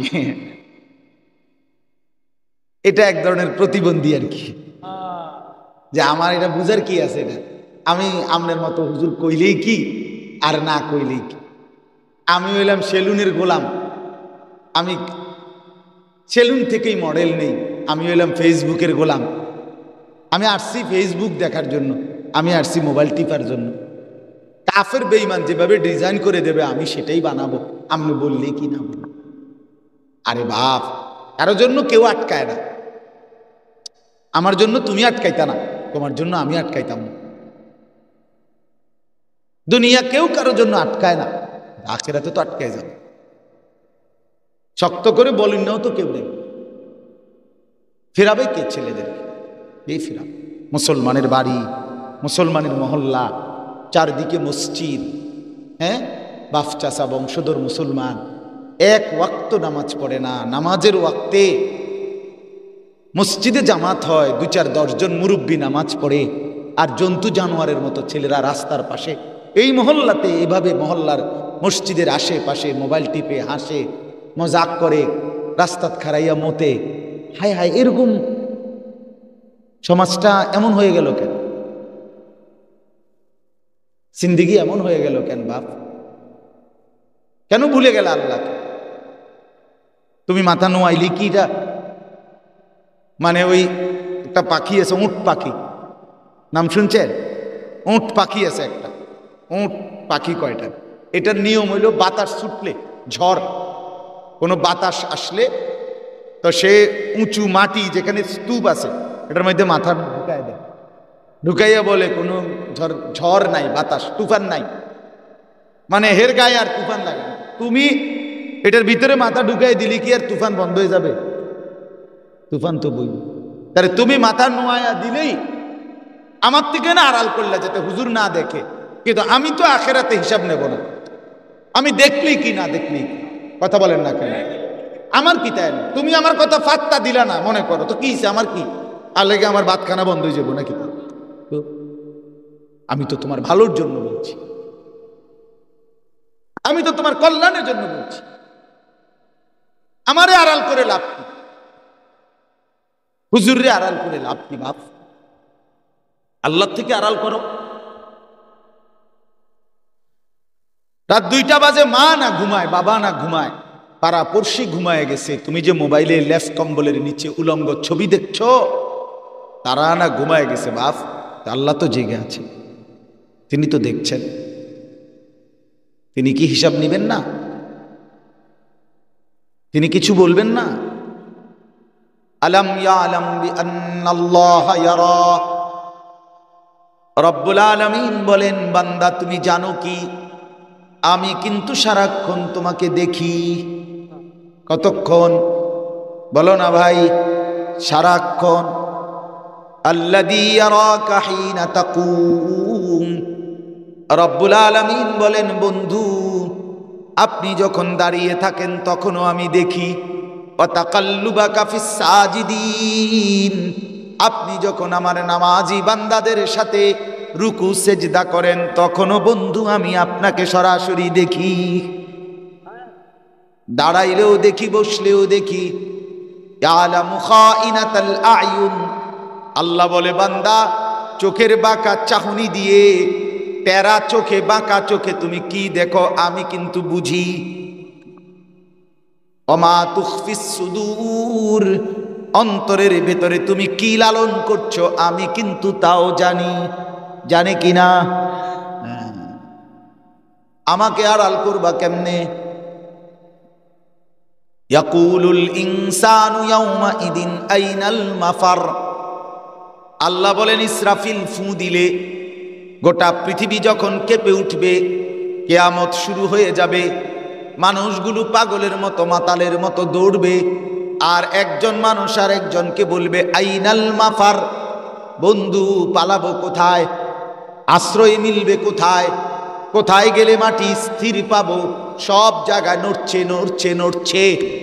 কাল্লা লা ওয়াজার, রব্বুল আলামিন বলে না বান্দা, আজ আর জমিনের কোথাও কোনো ঠিকানা নাই। ইলা রব্বিকা ইয়াউমা ইদিনিল মুস্তাকার, আজ শুধুই কেবল গন্তব্য, আশ্রয় তোমার রব আল্লাহর নিকট। কার নিকট? হ্যাঁ, টেলিভিশন তুমি এত বালা বুঝা লাইলা, মোবাইলের বেডি তুমি এত বালা বুঝা লাইলা, ফেসবুকের খবর এত ভালো বুঝলা, কাফের বেঈমানদের কথা তোমার মাথাতে এত ঢুকলো। আলহামদুলিল্লাহ, তোমরা দুনিয়া, এই ছেলেরা, তোমরা আল্লাহর নাফরমানি করে যেই মজা পাও, পরের নারী দেখে যেই মজা পাও, নর্তকীয়ার ছবি দেখে যেই মজা পাও, আল্লাহর কসম আমরা সেজদা দিয়া তার চাইতে কোটি কোটি কোটি গুণ বেশি মজা পাই না। তুই অপদার্থ কোনো মজাই পাস না, তুই সোরের মতো থাকস, মানসিনি ধরা খায়। কারণ তুই উলঙ্গ ছবি দেখা ধরা খায় তো জুতা দিয়া ফিটবো মানুষের তোরে। আর আমারে সেজদাওয়ালা দেখলে মানুষ মহব্বত করবে। আমারে যদি রাত্রিবেলাও দেখে সেজদায়, মানুষ কবে মাশাআল্লাহ হুজুর তাহাজ্জুদ পড়ে, ঠিক না? আর তোমারে যদি দেখে রাতের 3টা বাজেও মোবাইলে বেডি চাও, তোমারে জুতা দিয়া ফিরবে। তাহলে এটা কি ইজ্জত হইল? এটা তো সম্মান হইল। তো তুমি যে মেয়ের সাথে হারাম সম্পর্ক করছো, ধরা খালি তো তোমারে জুতা দিয়া ফিরবে। আর পবিত্র হালাল স্ত্রী, স্বামী স্ত্রীর বিবাহের বন্ধন হলে পুরা সমাজ মহল্লা, পুরা ঘর, পুরা পরিবার ওই পবিত্র স্বামী স্ত্রীকে এক করে দেয়। যাও, আমরা সবাই সম্মত, তোমাদের জন্য দোয়া করছি, আল্লাহ তোমাদের সংসার ভালো করুক। এই যে হালালের বরকত আর হারামের কি লাঞ্ছনা, লাঞ্ছনা। 100 কোটি টাকা দিয়েও যদি কোনো সুদখোর বাড়ি করে, 100 কোটি টাকা দিয়া, এরপরও মানুষ আইতে যাইতে কইব কির টাইলস, সিটার ইটিয়া, সুদের টাকা, দূর দূর দূর ফিসে যাবে, বাটফারির টাকা না। মানুষ আইতে যাইতে কেন হতে লাভ হইল কি? আপনার সুদের বাড়ি তো খুইয়া খুইয়া পড়বে। এই জন্য বাপ, এটা বুঝা দরকার, ইনসাফের বুঝা, এটা খেয়াল করা দরকার।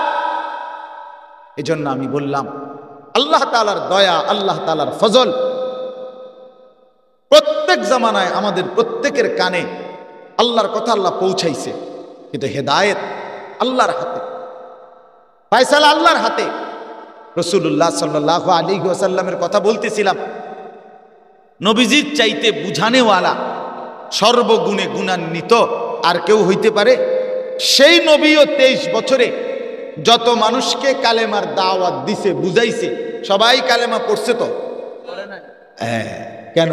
ওই যে আল্লাহ বলছে, বন্ধু দাওয়াত আপনার দায়িত্ব, আহ্বান আপনার দায়িত্ব, বলা আপনার দায়িত্ব, বুঝানো আপনার দায়িত্ব, ভয় প্রদর্শন আপনার দায়িত্ব, কিন্তু হেদায়েত আমার দায়িত্ব। হেদায়েত দেব আমি হেদায়েত দেব। এই জন্য নবী সাল্লাল্লাহু আলাইহি সাল্লাম অহরহ দোয়া করতেন, আল্লাহুম্মা হদি বিহি, আল্লাহুম্মা হদিন নাস, আল্লাহ মানুষগুলোরে হেদায়েত দেন, আল্লাহ আমার এই সাহাবীটাকে হেদায়েত দেন, আল্লাহ তার দ্বারা মানুষের হেদায়েত দেন।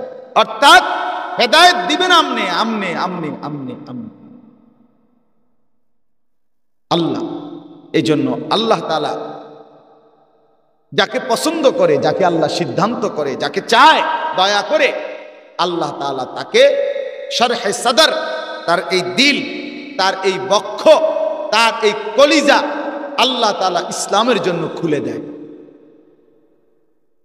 ইসলামের উপরে যে চলতে পারে, কোরআন সুন্নাহর উপরে যে চলতে পারে, ওযু নামাজ গোসল হালাল হারাম পাক পবিত্র, আল্লাহর ইবাদত, আল্লাহর বন্দেগী যে করে ভাইয়া, সে আল্লাহর পক্ষ থেকে বিশেষ ইনাম, নিয়ামত, পুরস্কার, বিশেষ কিছু লাভ করে।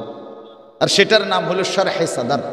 অর্থাৎ আল্লাহ নিজে দয়া করে তার বুক, তার সিনা, তার কলজা, তার ভেতরটা ইসলামের জন্য খুলে দেয়। আফামান শারাহাল্লাহু সাদরাহু লিল ইসলাম, রব্বুল আলামিন বলেন যাকে আল্লাহ, যার সিনা, যার কলিজা, যার বক্ষ আল্লাহ ইসলামের জন্য খুলে দিয়েছেন, মানে আল্লাহ যাকে হেদায়েত দিবেন, আল্লাহ যাকে জান্নাত দিবেন, আল্লাহ যাকে পছন্দ করে নিয়েছেন, তাকে আল্লাহ তার দিল ইসলামের জন্য খুলে দেয়। আর আল্লাহ যখন দিল খুলে দেয়, ফাহুয়া আলা নূরিম মির রাব্বি, সে আল্লাহর পক্ষ থেকে সরাসরি একটা আলো পায়। সেই আলোতে সে চলতে চলতে জান্নাত পর্যন্ত পৌঁছে যায়। আল্লাহ তখন তাকে একটা নূর দেয়, নূর, আলো, আলো দেয়, একটা আলো দেয়।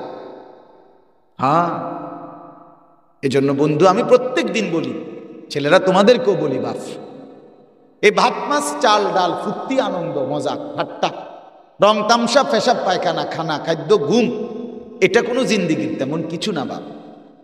আলাদা বিশেষত্ব নাই, এটার মধ্যে আলাদা কোনো বৈশিষ্ট্য নাই। এটা কুকুর বিড়াল গরু ছাগল কীট পতঙ্গ জন্তু জানোয়ার, ইমানদার নাফরমান কাফের মুশরিক অনুগত অবাধ্য, দুনিয়া আল্লাহ সবাইরে ভোগ করতে দিতেছে, ঠিক কিনা বল? এটা এমন একটা দস্তরখান, যে দস্তরখানটা আল্লাহ বিছায় রাখছে, যা দুনিয়া ভোগ কর, কাফের তুইও ভোগ কর, ইমানদার তুইও ভোগ কর, ডাকলেও না ডাকলেও, মানলেও না মানলেও। এটা আল্লাহ বলে এটা আমার কাছে 2 পয়সার কোনো দাম নাই, চা খাইতে লইছ খা, ভাত দুগা খাইবি আর কি, তা কি দুনিয়ার ভোগ করবি? ফাঙ্গাস, তেলাপিয়া, হ্যাঁ, ফুলকপি, পাতাকপি, দৈন্যাতা, কাঁচামরিচ, হ্যাঁ, পারবের মুরগা, কক মুরগা, আর কি দাও, এই তো ঘুরে গেলে আজগা পারবে মুরগা, কালকা কক মুরগা, আজগা ফাঙ্গাস, কালকা তেলাপিয়া, আজগা ফুলকপি, কালকা পাতাকপি, হ্যাঁ, এই তো দুন্দুল করলা, আর কি আহামরি কি দুনিয়া ভোগ করতেছি আমরা? খুব বেশি কিছু, খুব বেশি কিছু বলেন না। যার 3 ফুট বিদেশ, তা আপনি কি ওনার এই গোস্ত মাছ ছাড়া অন্য কিছু খাইতে আছেন নাকি? তা আপনি অনেক আফ্রিকার মানে জন্তু জবাই করে খান, তো দুনিয়া আপনি কি ভোগ করতেন? কি ভোগ করছেন আপনি? আহামরি কিচ্ছু না। অতএব এই কথাটাই মূল বক্তব্য। আল্লাহ তাআলা বলেন আফামান শারাহাল্লাহু সাদরাহু লিল ইসলাম, আল্লাহ তাআলা যার বক্ষ, যার সিনা ইসলামের জন্য খুলে দিয়েছেন, ফাহুয়া আলা নূরিম মির রাব্বি, সে সরাসরি আল্লাহর পক্ষ থেকে একটা আলো পায়, সেই আলোতে সে জান্নাতের পথে চলতে থাকে। আপনাদের কাছে অনুরোধ করলাম, মসজিদ কমিটির যারা আছেন, মসজিদের সাথে যারা সম্পৃক্ত আছেন, বাপ, ইমাম মুয়াজ্জিনকে মসজিদের সমস্ত কিছুর চাইতে সর্বোচ্চ কদর করবেন। দেখবেন আপনার দাম আল্লাহ বাড়ান, আপনি উপকার হন, উপকার। মসজিদের ইট বালু সিমেন্ট, মসজিদের জুতার বাক্স সবই দাম, কিন্তু মসজিদের ইমাম মুয়াজ্জিন তার চাইতে কোটি গুণ বেশি দাম। এটা খেয়াল রাখা চাই, এটা খেয়াল রাখা চাই। আলেমে দ্বীনকে কদর করা, ইমাম সাহেবকে কদর করা। আপনি, আমি তো বলি, আমার এটা অভিজ্ঞতা, আমি বললাম, কোন মুসলমান যদি ইমাম মুয়াজ্জিনের কাছে শুধু আপনি বসেন, শুধু বেড়া ওয়াজ করতে জানে না, কম জানে, কম জানো, কিন্তু উনি যে আল্লাহকে সেজদা দেয় 5 ওয়াক্ত, এটা কি আপনি অস্বীকার করতে পারবেন? তার এই সেজদার বরকতে আপনি শুধু তার সামনে বসে থাকেন, কোনো ওয়াজ লাগবে না। বলে কি লেগে বসেন? চাচা আপনি দিগুদুল কুদুস চাইয়ে থাকুন, মুয়াজ্জিনের সামনে বসেন, ইমামের সামনে বসেন, দেখবেন আল্লাহ তাআলা আপনার দিলে আল্লাহর মহব্বত তৈরি করে দেবেন। হ্যাঁ, যদি ওনার কোনো ত্রুটি থাকে সেটার জন্য অবশ্যই তিনি দোষী। ও মুয়াজ্জিন আবার বিড়িও খায়, তাইলে তো অবশ্যই এটা এই ব্যক্তির ত্রুটি। কথা বলে না, এটা কি আজানের ত্রুটি? এটা তো তোমার খাসিয়ত খারাপ। ইমাম সাহেব কিন্তু মানুষের বেডির লোকে গিয়ে গিয়ে কথা কয়, হ্যাঁ, তো এটা তুমি খারাপ বেড়া। আমরা সারা পৃথিবীর ইমাম তোমার কারণে দোষী হইতে পারে না, এটা তোমার বদ অভ্যাস, তুমি মানুষের বেডির লোকে কথা কয়। অতএব ইমামকে কদর করবেন, মুয়াজ্জিনকে কদর করবেন, বলেন ইনশাআল্লাহ। তো বলতেছিলাম জান্নাতুল ফেরদাউস মিলবে এই 7টি গুণ যদি হয়।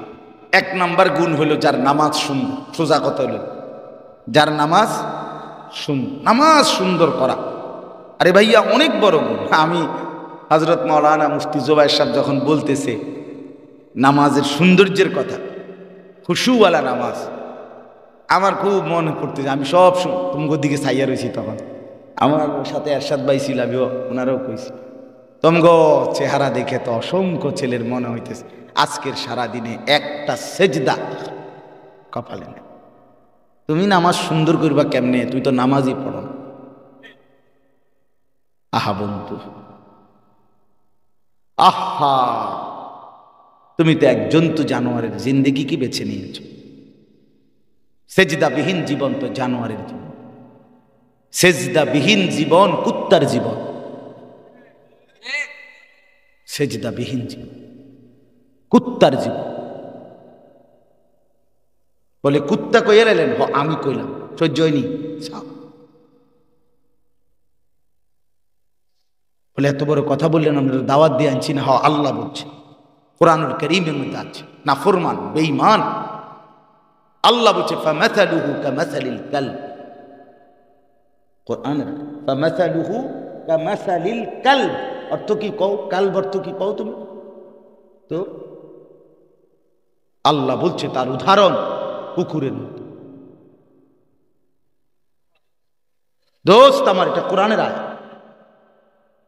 হ্যাঁ, কিসের আয়াত? এবার তুমি গারফাক দাও,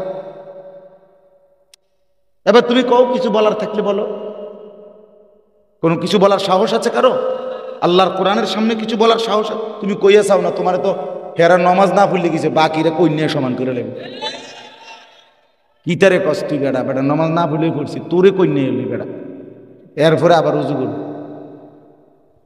তুই কোরআনের বিরুদ্ধে কস বেড়া, ঘুষে এলাম বেড়া, ঠিক কিনা বলেন? নামাজে দাঁড়িয়ে যেত, নামাজে দাঁড়াইলে রসুল বলেন আমার গোটা দুনিয়া, আমার কলিজা, দিল, দিমাগ সব ঠান্ডা হয়ে যায়। নামাজ আমার চোখের শীতল, কুররাতু আইনি। নামাজ চোখের শীতলতা, নামাজ অন্তরের প্রশান্তি। আমার ভাই, নামাজ ছাড়া মুমিনের স্বস্তি হইতে পারে না, মুমিনের তৃপ্তি আসতে পারে না। মুসলমান মানেই তাকে বলে যে নামাজ পড়ে, যে নামাজ পড়ে, যে নামাজ পড়ে। এজন্য বন্ধু, এটা গুরুত্ব দেওয়া উচিত। নামাজকে সুন্দর কর। নামাজের মধ্যে ফরজ আছে, নামাজের মধ্যে সুন্নত আছে, ওয়াজিব আছে, নফল মুস্তাহাব আছে। সব গুনে গুনে খুঁজে খুঁজে ঠিক ঠিক করে আদায়। চাচারা, আপনাদেরও বলি, চাচা ও চাচা, আপনাদের অনেক চাচা দুই ঠ্যাং পিছিয়ে দিয়ে আলগি দিয়ে আলান নামাজের মধ্যে। আমি বহুত দেখছি চাচা নামাজের সেজদা দিয়ে দুনো ঠ্যাং পিছের দিকে কি উঠে গেছে। আপনার নামাজ কিচ্ছু হয়েছে না, আপনার নামাজ হবে না, হবে না, দৈন্তান নয় কেন না। কথা বুঝছেন না? অসংখ্য মুসলমান আপনার 60 বছরের ভিতরে, আপনার কলিজাটার ভিতরে এই অনুভূতি আসলো না, কিরে আমি কত বছর ধরে ইমাম সাহেবের সূরা কেরাত শুনি, মাগরিবের নামাজ, এশার নামাজ, ফজরের নামাজ, এই 3 নামাজে তো ইমাম সাহেব আওয়াজ করে কোরআন শরীফ পড়ে, সূরা কেরাত পড়ে। তাহলে আপনি শুনতেছেন ইমাম সাহেবের পড়াটা কিরকম, আমনের সূরা কেরাত এরম না, আপনি এটা বুঝতেছেন। তাহলে আপনার কি উচিত ছিল না যে আমার সূরা কেরাতটা ঠিক করা দরকার? এদ্দুর দেমাগ 60 বছরে হইল না আপনার, আপনি কতবার চাবাইলেন, কি খাইলেন আপনি জীবনে, আপনি কিটা বুঝলেন? আপনি বুঝবেন কখন? আপনি মুসলমানের কলিজাতে এটা আসবে কোন দিন? কথা বলেন। উনি ইমাম সাহেব, উনি হুজুর মানুষ, আমরা সাধারণ মানুষ, আমরা কি আর হেরুম পড়তে আরমনি? আমনে কেরুম পড়লে আমনে সাধারণ মানুষের নামাজ অশুদ্ধ পড়লেও হয়।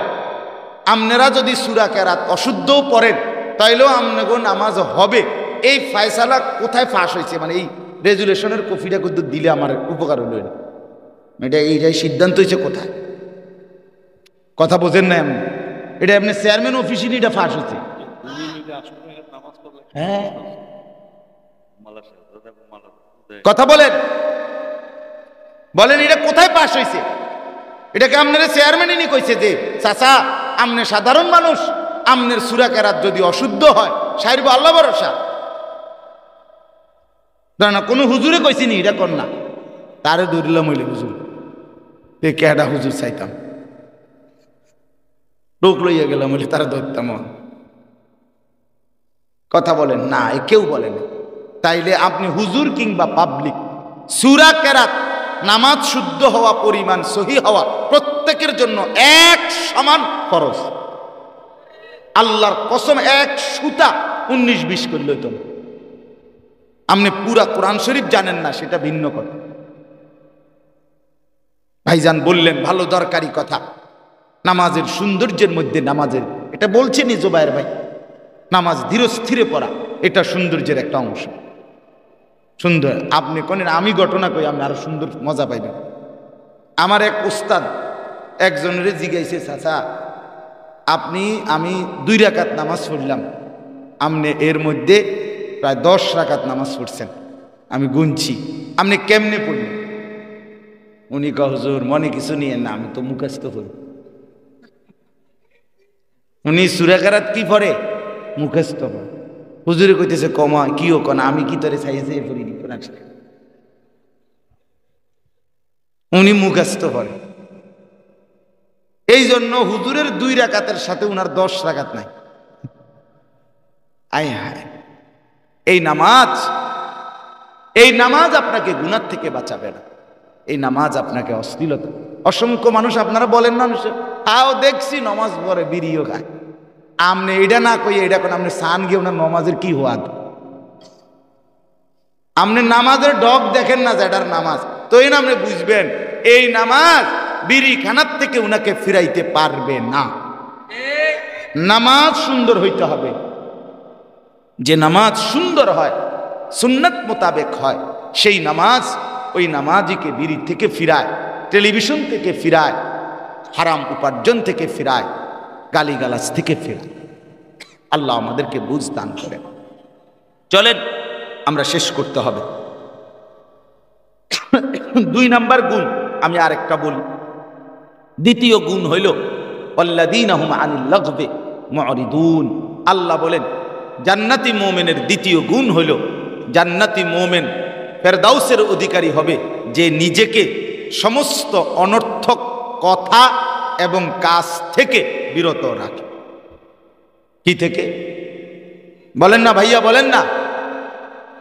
অনর্থক কথা এবং কাজ থেকে যে নিজেকে বিরত রাখে সে জান্নাতি মুমিন, সে সফল মুমিন। এখন বলো ছেলেরা, ভাই এই 2 নাম্বার আইটেমে তোমার এই অনবরত মোবাইল টিপার কি পরিণতি হবে? তুমি যে রাত 12টা বাজো তোমার বুট খাইতে মনে হয়, তো তুমি ভাত খাবে কোন সময়? তুমি তোমার এই জিন্দিগির কি অর্থ? 3টা বাজে বন্ধুদের সাথে বের হইলা, ভাইয়া ফেলে দিও না কথাটা, একটা ছেলে হইলে একটাই বুঝছো।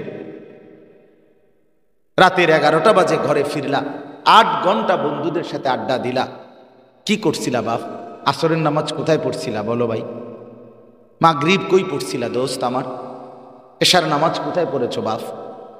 8 ঘন্টা বন্ধুদের সাথে আড্ডা দিতে গিয়ে কি বলছিলা বাপ? আমি তো 1 ঘন্টা 1 ঘন্টায় কোরআনের কত কথা বলছি কিনা? তাহলে তুমি তো 8 ঘন্টায় নিশ্চয় অনেক কথা বলছো। এই সবগুলো কথা একত্র করে দেখো কি বলছিল।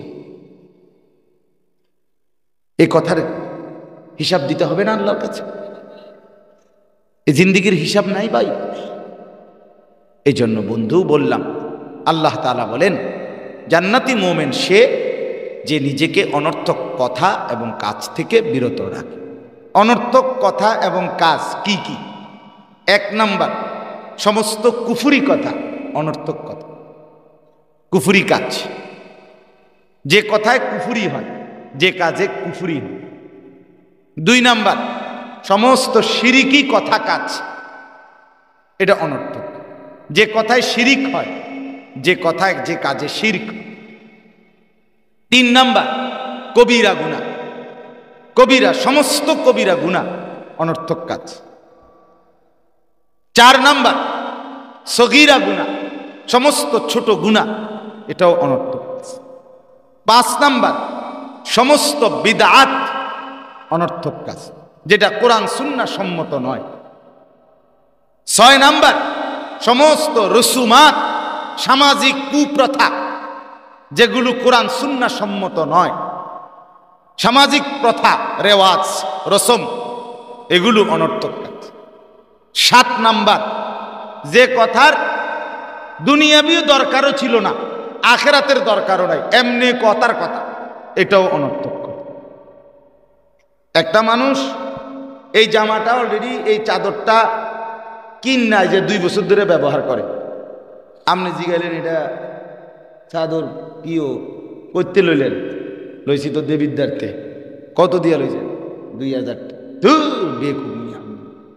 1200 টাকা দিয়ে শিক্ষেরা বেছে, আপনি গেছেন 2000 টাকা দিয়ে চাদর কিনতে, আমি তো পুরা টাকা আমারে কইতেন। হ্যাঁ, অথচ চাদরটা ফিন দিয়ে লেগেছে 2 বছর, এবারটা এটারে 1200 টাকা দিয়ে কিনা দিতে আছে, এবারটার লগে যাইতো নিতে আছে। আচ্ছা, কি প্রয়োজন হলে আপনি এই চাদরটা তো সে ব্যবহার করে ফেলছে যে 2 বছর। কথাটা বুঝছেননি আপনি? আপনি বলেন আমি কিন্তু খারাপ কি করলে বেটারে 1200 টাকা দিয়ে চাদর কিনে দেয়, এরপরও ভাল লাগে না হুজুর আপনার গো। বেটা তো ফিন দিয়ে এলেছে যে 2টা বছর, আপনি কীর্তনীটা করলে দেখেন। এই অর্থাৎ যেই কথার দুনিয়াতেও কি নাই, প্রয়োজন ছিল না। কথা বুঝছেন কিনা?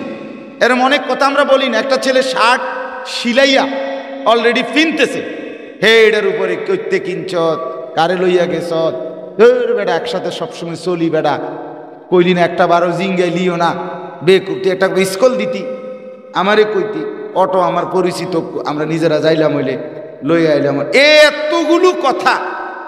এবারটা কি শার্ট এটা খুললে হালা দিত নাকি?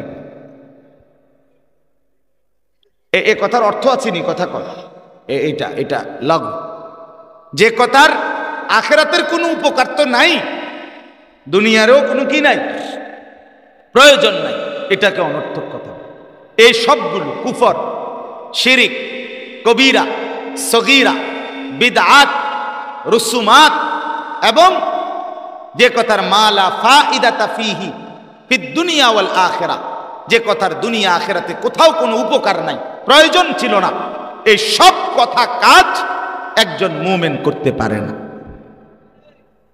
আমার বন্ধু, তাইলে আমরা গান, বাদ্য, নাচ, সিনেমা, নাটক, অশ্লীল ছবি, এ তো সবগুলো গুনাহ।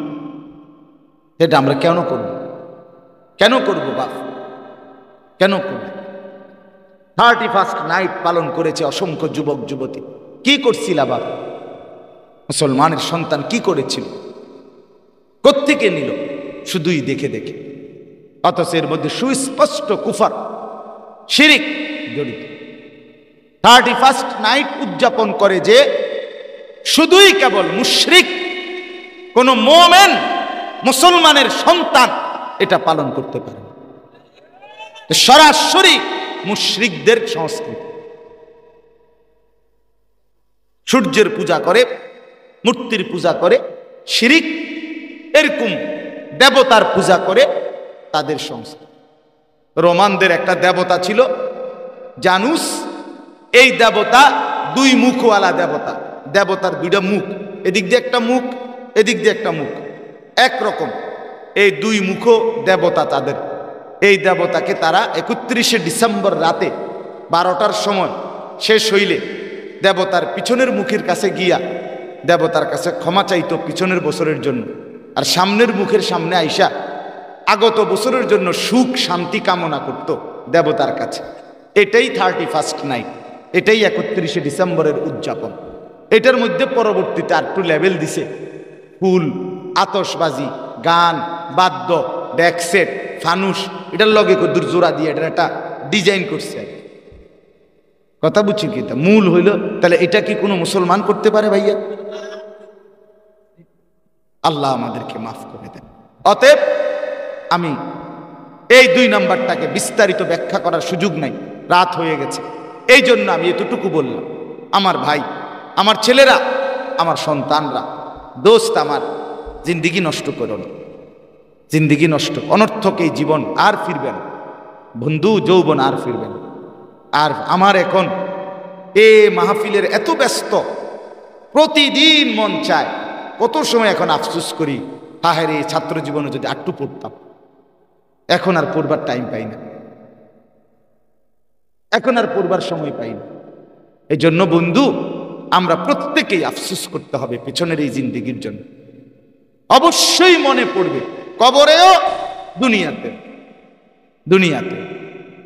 আজকে এই যৌবন থাকবে না, অতএব আমরা যেন নষ্ট না করি। আমি 2 বছর আগে চশমা কিনতাম, ব্যবহার করতাম না। তুমি আমার সোনাগাঁদা থাকাকালীন চশমা দেখছো কোনোদিন? তাইলে আমি তো 2 বছর হয় চশমা পড়ি। কেন? এখন ছোট্ট লেখা দেখি না, ওই পিচ্ছি অক্ষরটা দেখি না। তাইলে আমার কোমরে সারা দিন ব্যথা করে, সারাক্ষণ ব্যথা করে কোমরে। আমার তো এমন ছিল না, এমন তো ছিল না। তাইলে এই জন্য আমরা প্রত্যেকেই হায়াত আমাদের দুর্বল হচ্ছে। প্রত্যেকটা যুবক ভাই এ সহপাঠী সমবয়সী বন্ধুদের সাথে আড্ডা দিয়া অশ্লীল ছবি, নাচ, গান, জিনা, ব্যভিচার, নারীর জন্য অসভ্যতার দরকার নেই। এক নারী জন্য তুমি নিজেকে নষ্ট করে দিতে হবে না। আল্লাহ তাআলা একজন হালাল স্ত্রী, আল্লাহর কোরআনে বলছে, আল্লাহ ওয়াদা দিছে, বান্দা আমি যাকে পুরুষ বানিয়েছি তার জন্য একজন স্ত্রী হালাল, তার দেহের অংশ থেকে আমি আল্লাহ বানাইয়া রাখছি, আমি পৌঁছাবো। লিতাসকুনু ইলাইহা, আল্লাহ বলে আমি যাকে স্ত্রী হিসাবে পৌঁছাবো তুমি তার থেকে পরিপূর্ণ প্রশান্তি লাভ করবে, সুখ মিলবে। ওয়াজআলা বাইনাকুম মাওয়াদ্দাতাম ওয়া রাহমা, আমি স্বামী স্ত্রীর মধ্যে ভালোবাসা, দয়া, মায়া আমি দিয়ে দেব। কোরআনের আয়াত। যেন নিজেকে নষ্ট না। চরিত্রহীন নারী দেখে লাভ কি ভাইয়া? সিনেমার নর্তকী দেখে লাভ কি? সে কি তোমার হবে? আর সে যদি হয়ও তোমার, তুমি কি তার থেকে কিছু পাইবা? বেপর্দা নারী, বেহায়া নারীর আছে কি? সে যা ছিল তা তো দেখাইয়ে এলেছে, সে তো দেখাইয়েই ফেলছে। হাজার পুরুষের লোভের সামগ্রী হইয়া, উপভোগের সামগ্রী হইয়া সে তো তার যৌবনের ক্ষয় করে ফেলছে, তার আছে কি? এই জন্য চরিত্র নষ্ট না করা, আল্লাহ আমাদেরকে তৌফিক দান করেন। এরপরে আল্লাহ বলেন, ওয়াল্লাযীনা হুম লিয-যাকাতি ফাঈলুন, জান্নাতি মুমিন তারা যারা নিজেদের অন্তরকে পবিত্র রাখে। কাকে পবিত্র রাখে? অন্তরকে পবিত্র রাখে। যারা তাদের অন্তরে গুনাহ জমতে দেয় না, নাফরমানি জমতে দেয় না, খারাপ কাজের কল্পনা আসতে দেয় না, আর গুনাহ হয়ে গেলে তওবা করে, মাফ চায়, আল্লাহওয়ালাদের কাছে গিয়ে নিজের চরিত্রের সংশোধন করে। 4 নাম্বার, এটাই শেষ কথা আমার, ওয়াল্লাযীনা হুম লিফুরুজিহিম হাফিজুন, আল্লাহ বলে যারা তাদের নিজের লজ্জাস্থানকে হেফাজত করে, যারা তাদের নিজের লজ্জাস্থানকে হেফাজত করে। নারী কিংবা পুরুষ যে তার লজ্জাস্থানকে খারাপ কাজে ব্যবহার করে না, আল্লাহর নিষিদ্ধ পন্থায় ব্যবহার করে না, আল্লাহ বলছে আমি তাকে জান্নাতুল ফিরদাউসের ওয়াদা দিলাম। চরিত্রের গুরুত্বপূর্ণ অংশ ভাইয়া এটা, নিজের লজ্জাস্থানকে হেফাজত করা। কোরআনুল কারীমে আল্লাহ বলছে, কুল্লিল মুমিনিনা ইয়াগুদ্দু মিন আবসারিহিম ওয়া ইয়াহফাজু ফুরুজাহুম, বন্ধু আপনি আমার মুমিন পুরুষদেরকে বলে দেন তারা যেন তাদের চোখ নামিয়ে রাখে, লজ্জাস্থানের হেফাজত করে। নারীদেরকেও আল্লাহ বলছে, কুল্লিল মুমিনাত ইয়াগুদুদনা মিন আবসারিহিন্না ওয়া ইয়াহফাজনা ফুরুজাহুন্না, বন্ধু মেয়েদেরকে, নারীদেরকেও বলে দেন তারা যেন তাদের চোখ নামিয়ে রাখে এবং লজ্জাস্থানের হেফাজত করে।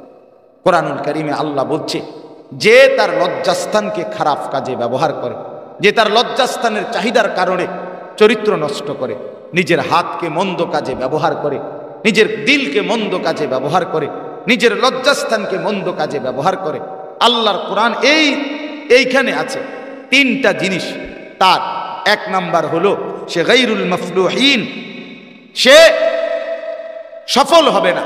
2 নাম্বার সে মালুমিন, সে সর্বদা তিরস্কারের যোগ্যই হবে। 3 নাম্বার সে আদুন, সে সীমা লঙ্ঘনকারী হিসাবে গণ্য। এটা মনে রাখো বাবা। জেনাকার, ব্যভিচারী, নারীর সাথে অসৎ সম্পর্ক যার, চোখ দিয়ে, হাত দিয়ে, পাও দিয়ে, শরীর দিয়ে, লজ্জাস্থান দিয়ে, দিল দিয়ে যে নারীর সাথে অপকর্ম করে, নারীকে দেখে, নারীকে কেন্দ্র করে যত অশ্লীলতা করে, তার ক্ষতি 3টা এই সূরার দ্বারা বোঝা যায়। 1 নাম্বার সে সফল হবে না। 2 সে সর্বদা তিরস্কারের যোগ্যই হবে। মানুষ যখন জানবে, এলাকাবাসী যখন টের পাবে, সমাজের কেউ যখন শুনবে, তখন তাকে জুতার বাড়ি ছাড়া আর কিচ্ছু জুটবে। তিরস্কারই করবে, সে ভৎসনার যোগ্য হবে। দূর জানি বেদপের হেডকোয়ার্টার, ঠিক কিনা বলবে কিনা? আরে অসতের শেষ। এই কালিমা আর 50 বছরও আর মিটবেন, মুছবেন। আমনে চিনি, লম্বা কথা কইেন না, আমনেরে চিনি, আমনেরে চিনি। তোর বাপ চিনি, তোর বাপ কি জাতের ছিল। এই লাঞ্ছনা, এই অপমান বংশের পর বংশ বয়ে যেত। অঞ্চনাবু মালুমিন, আল্লাহ কোরআনে বলছে জিনাকার, ব্যভিচারী, সে তিরস্কারের যোগ্য হয়। আরেকটা হলো কি, আদুল, সে সীমা লঙ্ঘনকারী। আল্লাহ আমাদেরকে মাফ করে দেন, আল্লাহ আমাদেরকে কবুল করেন। আজকে তোমাদের এই আয়োজন, নওজোয়ান সাথীরা, আল্লাহ এই আয়োজনে বরকত দান করেন। মুরব্বী বাবা চাচারাও কষ্ট করে বসছেন। চাচা, আপনাদের কাছে আমার অনুরোধ, বাপ চাচারা বিড়ি সিগারেট খানা এই অভ্যাস ছেড়ে দেন, চায়ের দোকানের আড্ডা বন্ধ করে দেন, টেলিভিশনে নাচ গান দেখা বাবা বন্ধ করে দেন। দয়া করে বাকি হায়াত, বয়সকালটা তসবি পড়ে, কোরআন পড়ে আল্লাহকে ডেকে পার করেন। দেখবেন কবরেও সুখ পাবেন, আখেরাতেও সুখ পাবেন। আল্লাহ আমাদের সবাইকে তৌফিক দেন, কবুল করেন। আমিন। সুবহানাল্লাহি ওয়া বিহামদিহি, সুবহানাকাল্লাহুম্মা বিহামদিকা, আশহাদু আল্লা ইলাহা ইল্লা আনতা, আস্তাগফিরুকা ওয়া আতুবু ইলাইক। আর কোনো কথা? আলহামদুলিল্লাহি রাব্বিল আলামিন। আল্লাহুম্মা আনতাস সালাম ওয়া মিনকাস সালাম, তাবারাকতা ইয়া যাল জালালি ওয়াল ইকরাম, ইয়া আরহামার রাহিমিন, ইয়া আরহামার রাহিমিন, ইয়া আরহামার রাহিমিন। রব্বানা যালামনা আনফুসানা ওয়া ইল্লাম তাগফির লানা ওয়া তারহামনা লানাকুনান্না মিনাল খাসিরিন।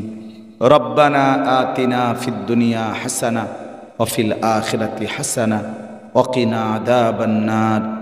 রব্বিরহামহুমা কামা রব্বায়ানি সগীরা।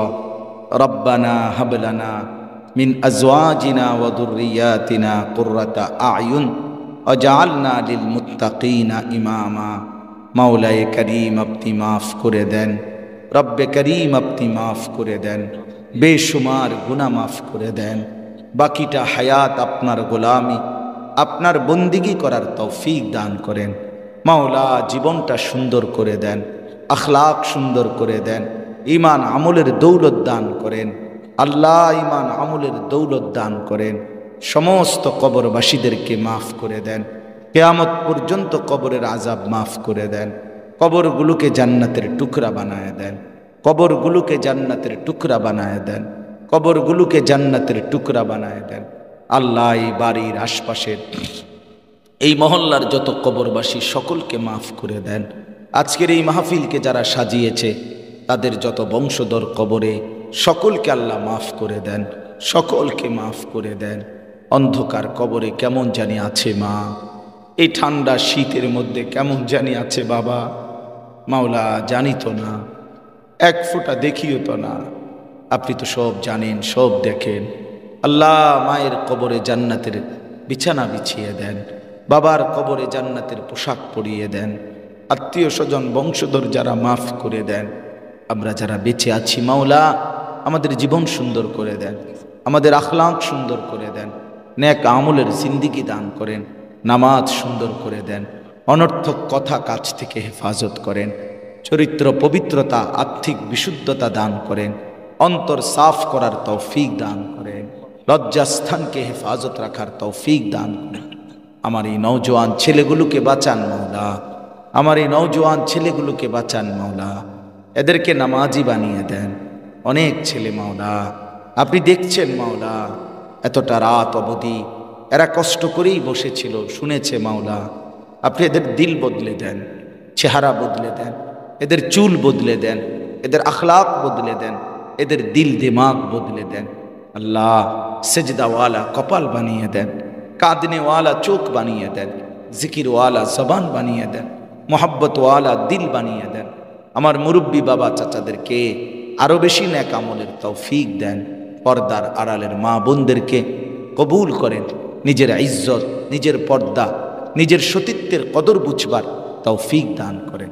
আল্লাহ আপনি দয়া করেন, আজকের মাহফিলখানা কবুল করেন।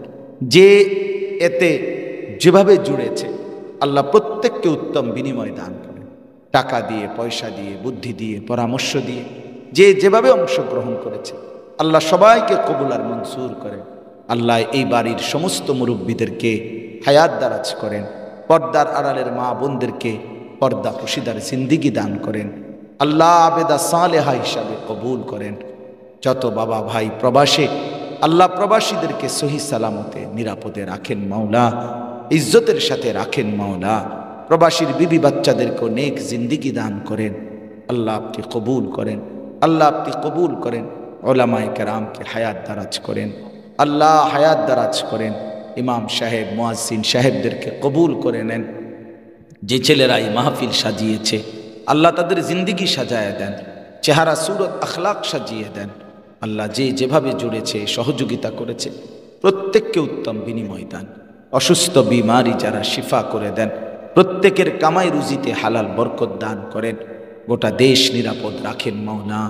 মারামারি হানাহানি থেকে গোটা দেশকে, জাতিকে, প্রতিটা মানুষকে বাঁচান।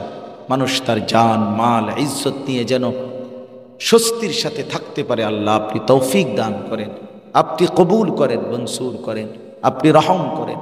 ইসরায়েলের ইহুদি বেঈমানদেরকে ধ্বংস করে দেন। ফিলিস্তিনের মজলুম মুসলমানকে আপনি রেহাই দিয়ে দেন, মজলুমকে আপনি রেহাই দেন, মজলুমকে আপনি রেহাই দেন। মুমিনদেরকে আপনি বিজয় দান করেন, মুজাহিদিনদেরকে বিজয় দান করেন, ফিলিস্তিনকে আপনি বিজয় দান করেন। আল্লাহ আবারও বলছি মাওলা, আয় আল্লাহ আমি ভিক্ষা চাই মাওলা, আমার এই নওজোয়ান ছেলেগুলোকে নামাজি বানিয়ে দেন। আল্লাহ এরা যেন নষ্ট হয়ে না যায়, এরা যেন নিজের হায়াত বরবাদ করে না ফেলে। আল্লাহ এরা বুঝে নাই মাওলা, আপনি এদের দিলে বুঝ দিয়ে দেন, আপনি দিলে বুঝ দিয়ে দেন। এদের মা মুসলমান, এদের বাবা মুসলমান, এদের রক্তে ইসলাম আছে মাওলা। এরা তো জন্মের সময় আজান শুনেছিল, একামত শুনেছিল দুই কানে। আল্লাহ আজ তারা নামাজ ভুলে গেছে মাওলা, আজ তারা নামাজ ভুলে গেছে। আপনি তাদেরকে নামাজের জন্য কবুল করেন, তাদের কপাল সেজদার জন্য নুয়ে দেন। আল্লাহ আপনি চাইলে হবে মাওলা। আমাদের সন্তান বড় দরকার মাওলা, আমাদের যুবক আমাদেরই দরকার মাওলা। আমাদের মুসলমানের ছেলেকে কাফের বেঈমান ছিনিয়ে নেবে কেন মাওলা? আপনি দয়া করেন, আপনি দয়া করেন।